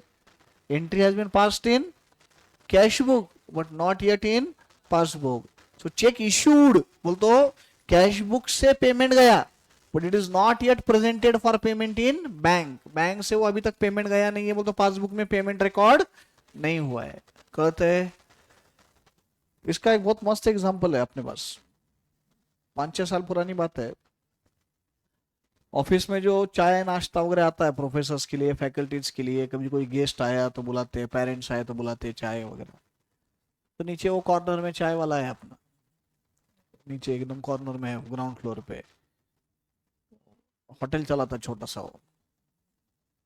वो क्या करता था ना कि वो जो जो भी मंगाते थे वो लिख के रखता था, एंड हर महीने के एंड में वो बिल देता था, और महीने का पेमेंट एक ही बार करते थे उसको चेक देके। एक बार क्या हो गया, 3-4 महीने हो गए उसका बिल आया ही नहीं। फिर मैंने स्टाफ को बोला, नवनाथ को, अरे बोला यार उसका बिल नहीं आ रहा, क्या हो गया? बोला उसको बोल ना बिल दे।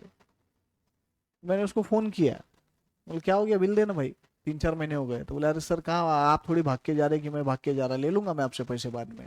बोला नहीं नहीं ऐसा नहीं, तो बिल भेज, महीने की महीने लिया करो ऊपर के ऊपर। तो अचानक 12 महीने के बाद में बिल भेजेगा न, उतने पैसे मेरे पास नहीं रहे देने को, तो क्या करूंगा मैं?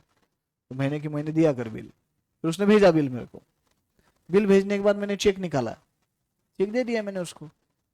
मैंने तो एंट्री कर दी ना, tea and refreshment account debit to bank account, तो कैश बुक से पैसा गया बराबर। 3 महीने बाद, 3 महीने बाद जो अपने अकाउंटिंग का काम देखते हैं इंटरनल ऑडिटर अपने एकेडमी के, उन्होंने मेरे को बोला, अरे बोले सर वो एक चेक है 3 महीने पहले दिया हुआ वो होटल वाले को, वो अभी तक क्लियर ही नहीं हुआ है, it is not yet cleared, clear ही नहीं हुआ है वो चेक। अब क्लियर नहीं हुआ है बोल तो बैंक से पैसा गया ही नहीं है। मैंने फिर उसको फोन किया, मैंने वो उसको बोला हाँ सर बताता हूँ मैं आपको, कुछ बोल ही नहीं रहा हूँ। फिर मैंने अपने स्टाफ को भेजा, नवनाथ को भेजा, बोला जाके देख क्या रे क्या हो गया, चेक तो दिया है 3 महीने पहले ही। फिर वो मेरे को मिलने को आया होटल वाला, और मजे की बात देखो वो मेरे को क्या बोला, बोले सर आपने चेक दिया था। हाँ क्या हो गया, बोले सर मैं नीचे गया, चेक रखा मैंने, और वो कुछ तो वो वड़े वड़े तल रहा था वो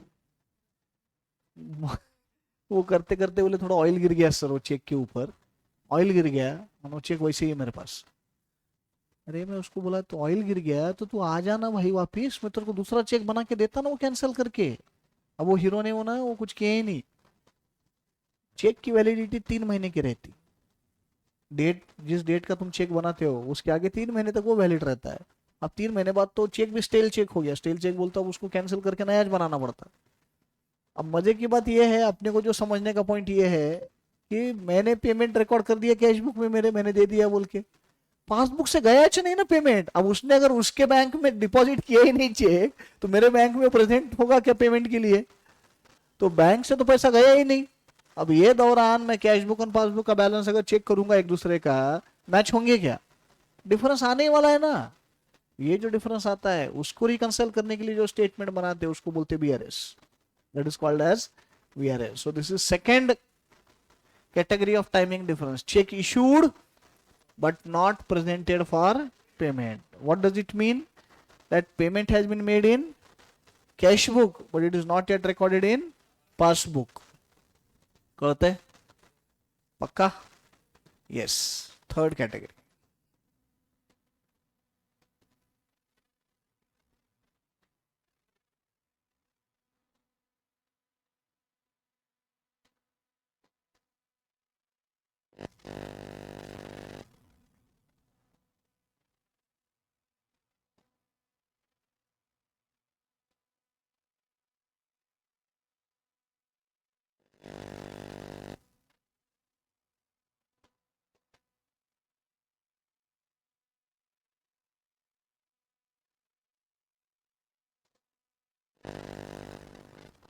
Debit given in passbook but not recorded in cash book.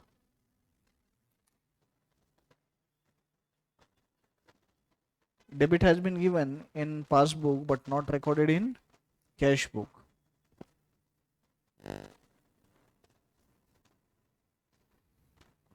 अभी हमने पासबुक बनाया, चाहिए तो एक बार पासबुक में जाके देखो।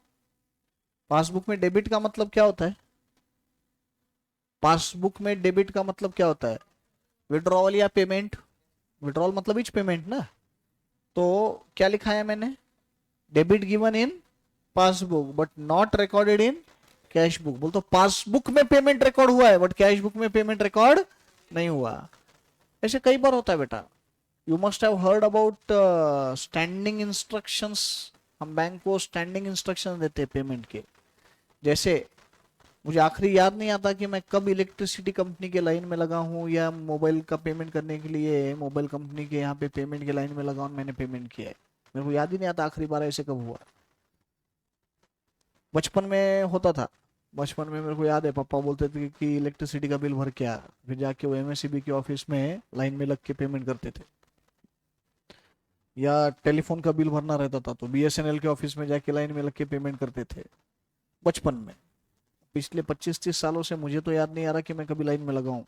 उसका रीजन ये है कि बैंक को स्टैंडिंग इंस्ट्रक्शन दे दी है कि भाई ड्यू डेट पे तुम ये पेमेंट कर दिया करो। तो इलेक्ट्रिसिटी का पेमेंट, इंश्योरेंस का पेमेंट, इंश्योरेंस प्रीमियम का, मोबाइल का पेमेंट, बाकी प्रॉपर्टी टैक्सेस है, म्यूनिसिपल टैक्सेस है, इनके पेमेंट्स, ये सारे क्या होते हैं ना, ऑटोमेटिकली बैंक से पेमेंट हो जाते हैं, कट हो जाते हैं पैसे। अब ऑटोमेटिकली बैंक से पेमेंट हो रहा है तो पहले पेमेंट कौन कर रहा है, बैंक। पहले पेमेंट बैंक कर रहा है बोल तो पासबुक में एंट्री हो जाएगी। तो तुमको ये मालूम ही तो पड़ना चाहिए ना इतना इतना अमाउंट पे किया है, उसके बाद तुम कैश बुक में एंट्री करोगे। It is quite possible that amount has been debited in passbook but not yet recorded in cash book.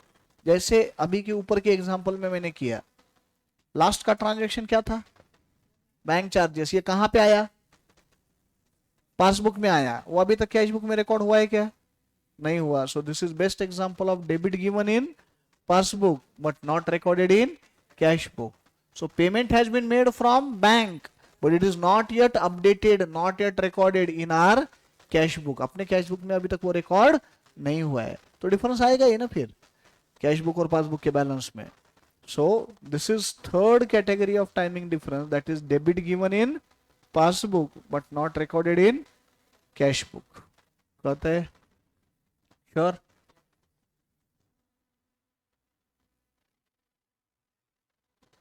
Last,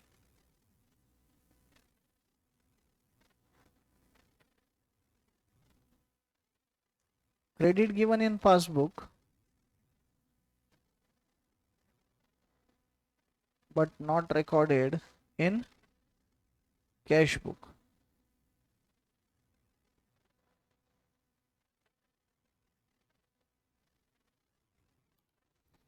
Credit given in passbook but not recorded in cash book. Passbook में credit का मतलब क्या, deposit बोल तो receipt, बोल तो cash book में receipt आई, हाँ पासबुक में रिसीट आया है बट अभी तक वो कैश बुक में जमा नहीं किया है, हमने एंट्री नहीं की है कैश बुक में. इसके एग्जांपल्स भी मैं आपको दे सकता हूं.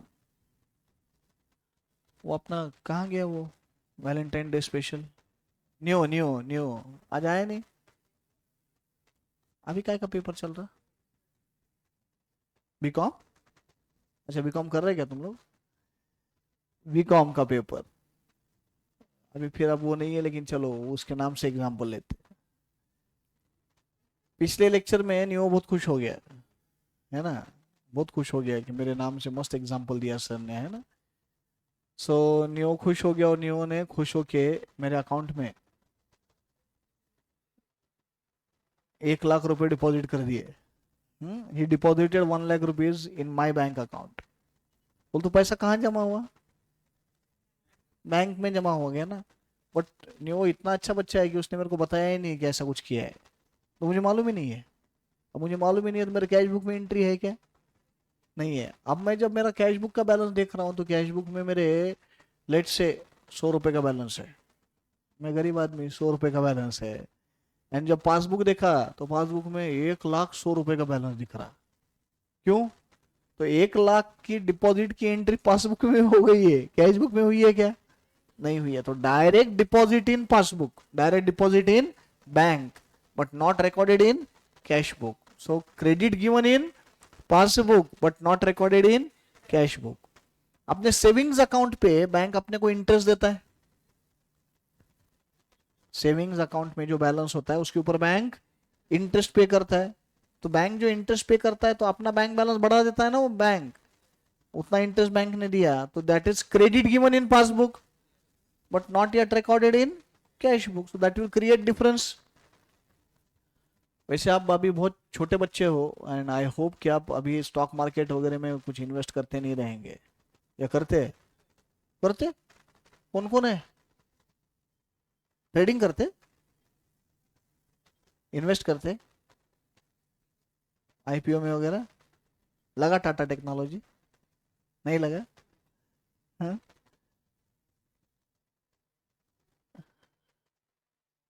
हाँ डॉम्स का ना 15 तारीख को बंद हुआ ना, कल ही बंद हुआ ना वो इशू, मैं भूल गया एक्चुअली, मैं बाहर गाँव था तो मैं वो अप्लाई करना भूल गया. 93% ओवर सब्सक्राइब हुआ है, फिर क्या लगता, नहीं लगता फिर. हाँ नहीं, आईपीओ में अपने नसीब बड़े खराब है, मैं तो जितनी बार अप्लाई करा हूँ कभी नहीं लगा. पेटीएम में किया था तो लगे, और पेटीएम में लगने के बाद धिंगाना हो गया. 1900 रुपये में लगा, 1900 रुपये में था ना इशू वो, 1900 में कुछ तो, राइट. और उसके बाद में वो शेयर की वैल्यू 450 रुपये हो गई. तो जो शेयर लगे आईपीओ में उसका वैल्यूएशन देखो कहाँ आ गया. यानी टाटा टेक्नोलॉजी अप्लाई किया तो लगा नहीं, साला 500 रुपये का शेयर ओपनिंग को 1400 हो गया, वो 1200 पे ओपनिंग हो गया. इन शॉर्ट स्टॉक मार्केट में पैसा अपने नसीब में नहीं है. टाटा टेक्नोलॉजी 15,000 के 40,000 हो गए, पार्टी वार्टी दिया कि नहीं फिर? इसमें क्या पॉइंट था? पॉइंट ये था कि तुम शेयर्स में इन्वेस्ट किए, कंपनीज डिविडेंड देते, वो डिविडेंड डायरेक्टली तुम्हारे बैंक अकाउंट में जमा होता है, बट वो जब तक तुम तुम्हारा पासबुक अपडेट नहीं करते तब तक तुम्हारे कैश बुक में वो एंट्री होगी क्या? तुमको पता तो चलना चाहिए ना ये पैसा जमा हुआ है अकाउंट में। अगर वो पता ही नहीं चला तो तुम वहाँ कैश बुक में एंट्री करोगे नहीं, तो कैश बुक और पासबुक का बैलेंस अगर तुम कंपेयर करोगे तो डिफरेंस आएगा ही। So that is called as credit given in passbook but not recorded in cash book.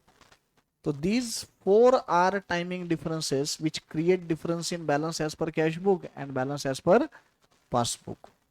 मेरे को बताओ, अभी इतने सारे डिस्कशन के बाद, पिछले 1.5 घंटे 1.25 घंटे से हम डिस्कस कर रहे हैं, अगर दोनों जगह ट्रांजैक्शन रिकॉर्ड हुआ है तो विल दैट क्रिएट डिफरेंस?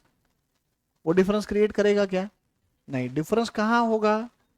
जहां दोनों में से एक जगह ही रिकॉर्ड हुआ है, उसी को तो टाइमिंग डिफरेंसेस बोल रहे हैं ना फिर। So which is the first category of timing difference? Check deposited but not credited by bank means receipt has been recorded in cash book but it is not yet recorded in passbook. What do you mean by checks issued but not presented for payment? Payment has been recorded in cash book but not recorded in passbook. Passbook से अभी तक payment गया नहीं है, cash book से payment जा चुका है। Debit given in passbook but not yet recorded in cash book का मतलब payment has been recorded in passbook. Debit given in passbook का मतलब पेमेंट, पासबुक में डेबिट का मतलब payment. So payment has been recorded in passbook but not yet recorded in cash book. And last, credit given in passbook means receipt has been recorded in passbook but not yet credited in cash book.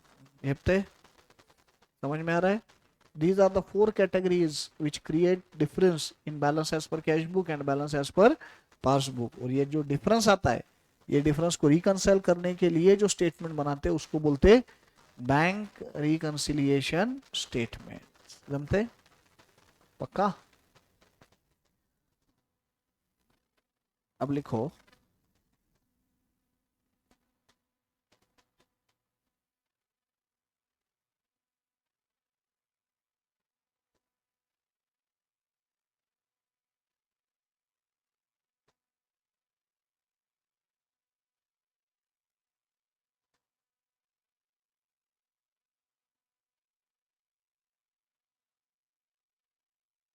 important interpretations,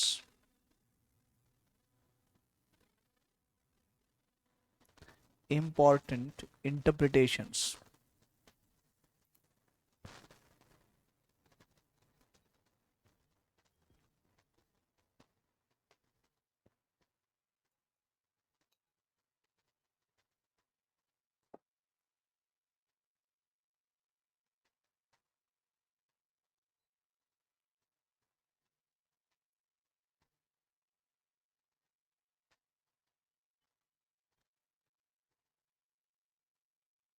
मैं एक बार लिखता हूँ, बाद में आपको time देता हूँ लिखने के लिए, आप एक बार समझ लो ये क्या बोल रहा हूँ मैं। I'll give you time, just concentrate on the screen।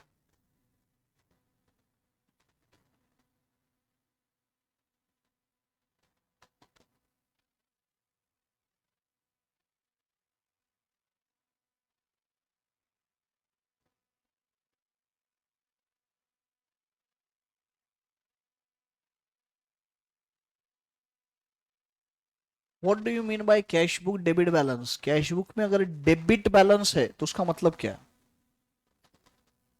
नहीं नहीं, डेबिट इफेक्ट दिया तो रिसीट हो गया, मैं बैलेंस बोल रहा हूँ। कैश बुक में डेबिट बैलेंस है मतलब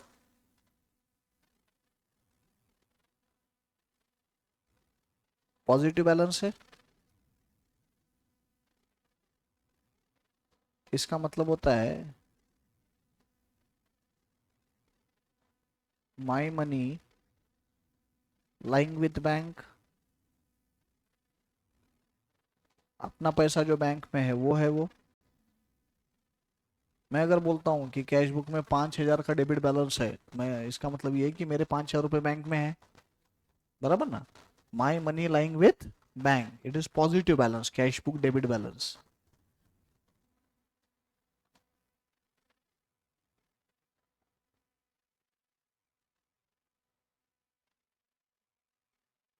वैसे आप लोगों को मैंने प्रिलिमिनरी टॉपिक भी सिखाया है जिसमें मैंने कैश बुक सिखाया है, तो आपको ये सारी चीजें फटाफट ध्यान में आनी चाहिए।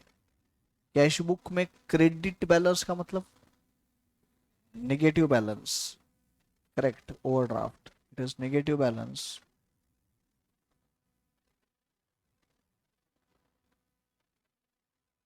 It means bank balance is overdrawn.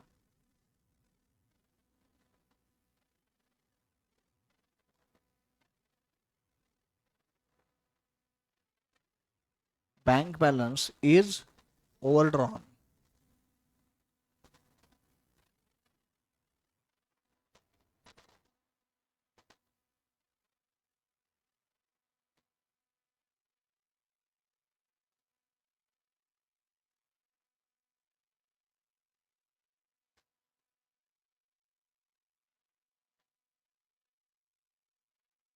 Passbook debit balance,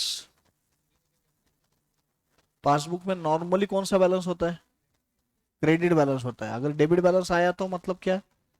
हाँ, यही चीज समझना जरूरी है तुम्हारे लिए। अब आगे का पार्ट नया है। कैश बुक तुमको समझ में आ जाता है, पासबुक कभी बनाया नहीं ना हमने, आज पहली बार बनाया है कैश बुक। हाँ, पासबुक। तो पासबुक को अच्छे से समझो। पासबुक का डेबिट बैलेंस है मतलब निगेटिव बैलेंस है।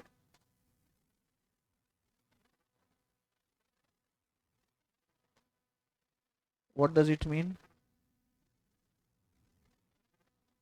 वही बैंक बैलेंस इज ओवरड्रॉन, वही सेम मीनिंग है ना।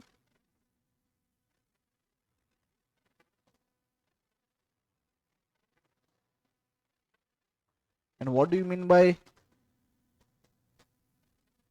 Passbook credit balance?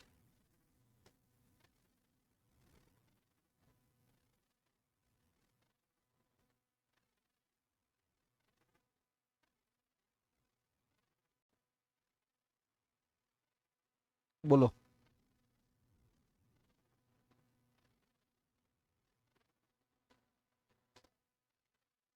My money lying with bank.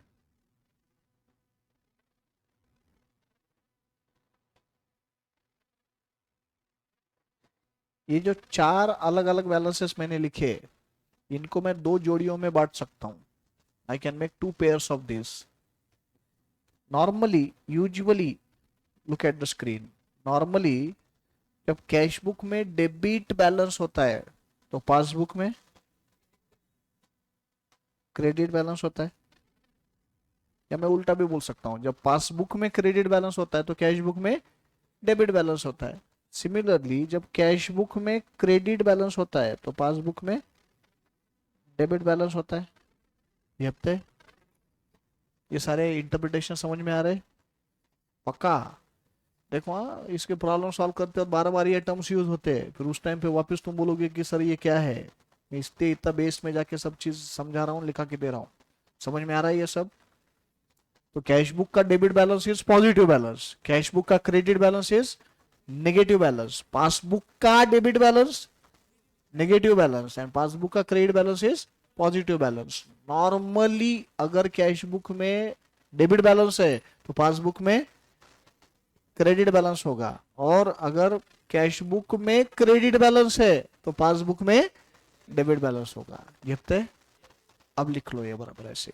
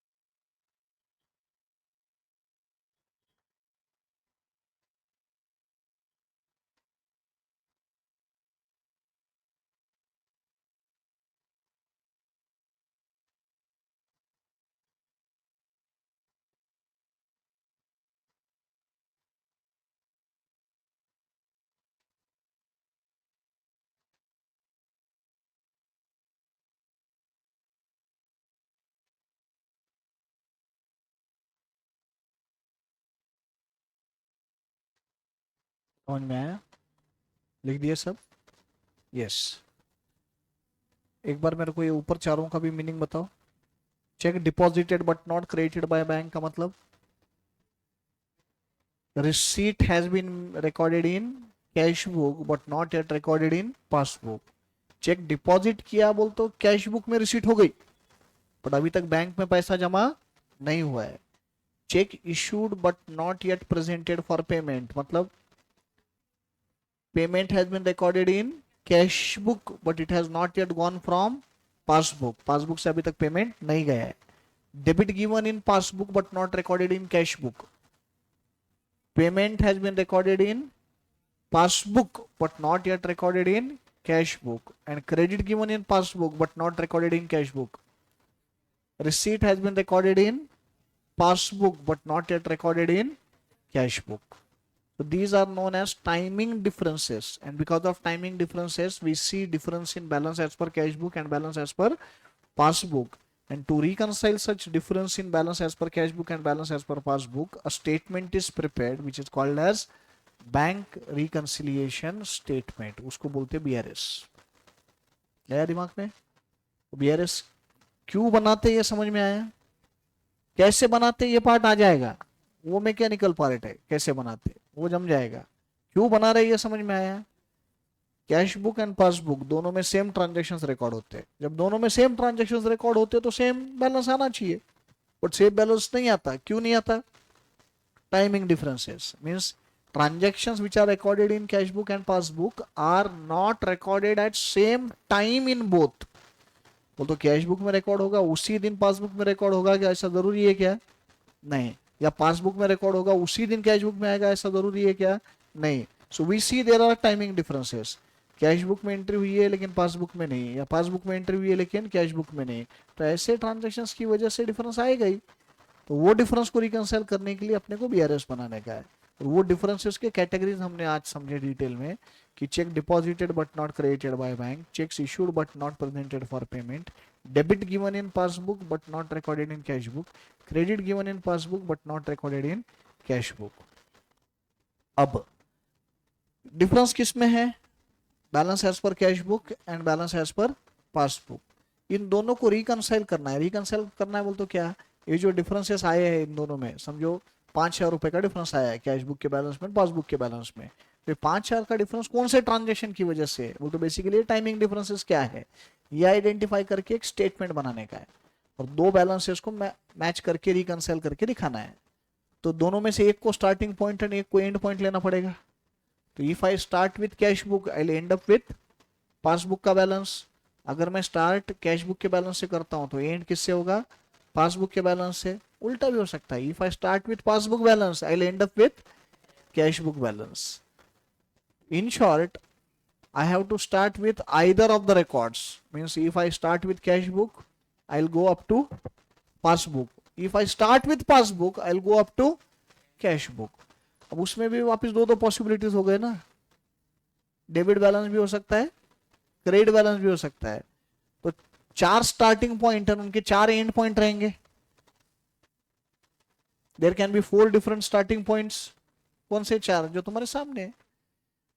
I can start with, I may start with either cash book debit balance or it may be cash book credit balance. Similarly, I can start with passbook debit balance or I may start with passbook credit balance. वो तो depend करेगा ना क्या है। दोनों भी possibilities है ना, डेबिट भी हो सकता है क्रेडिट भी हो सकता है। तो कैश बुक में 2 स्टार्टिंग पॉइंट हो सकते हैं, पासबुक में भी 2 स्टार्टिंग पॉइंट हो सकते हैं। अब चलो देखते हैं तुमको कितना आज का डिस्कशन दिमाग में गया है। Let's see. मैं स्टार्टिंग पॉइंट बोलता हूं, आप मेरे को एंड पॉइंट बताओ बीआरएस का। Cash book debit balance is the starting point, and point will be passbook credit balance. सामने छे ना। If I start with passbook credit balance, and point will be cash book debit balance. If I start with cash book credit balance, end point will be passbook debit balance, and if I start with passbook debit balance, end point will be cash book credit balance. Any problem? Sure. वैसे बोल तो पूरा एकदम Shakespeare का drama समझाने के बाद ABCD पूछे जैसा है, बट फिर भी पूछ लेता हूँ। ऊपर जो एग्जांपल सॉल्व किया हमने शुभम का, हम्म, उस एग्जांपल में बीआरएस बनेगा क्या? शुभम के एग्जांपल में क्यों नहीं बनेगा? वहां टाइमिंग डिफरेंसेस है ही नहीं ना। जो ट्रांजेक्शन्स कैश बुक में रिकॉर्ड हुए वो पासबुक में भी रिकॉर्ड हुए। जब टाइमिंग डिफरेंस है ही नहीं तो बैलेंस ही मैच हो गया ना। बैलेंस मैच हो गया तो डिफरेंस ही नहीं है, डिफरेंस नहीं है तो रिकंसिल क्या करूं? तो रिकंसिलेशन होगा क्या वहां पे? जरूरत ही नहीं है। जरूरत ही नहीं है तो क्यों बनाएंगे बीआरएस जब बैलेंस सेम है? बीआरएस बनेगा कब? when there is difference in balance as per cash book and balance as per passbook। तो वो डिफरेंस अगर है तो then we will be preparing BRS. समझा? तो इस लेक्चर में बेटा अपन ने पहले ये समझा कि ये कैश बुक पासबुक के फंडे क्या है, ये क्या कंसेप्ट है वो अपन ने समझे। हमने दोनों बनाए भी, कैश बुक भी बनाया, पासबुक भी बनाया। फिर हमने पहले ये देखा कि दोनों में सेम ट्रांजेक्शन्स रिकॉर्ड हो रहे, तो ऑब्वियसली सेम बैलेंस दिखना चाहिए दोनों में, बट सेम बैलेंस दिखता नहीं है। क्यों नहीं दिखता है? तो timing differences. Timing differences means transactions are recorded in cash book but not yet in passbook, और recorded in passbook but not yet in cash book, and such differences are reconciled by preparing bank reconciliation statement. Any questions? Any doubt? Sure. So we will stop here in this lecture. See you in next lecture. Thank you guys.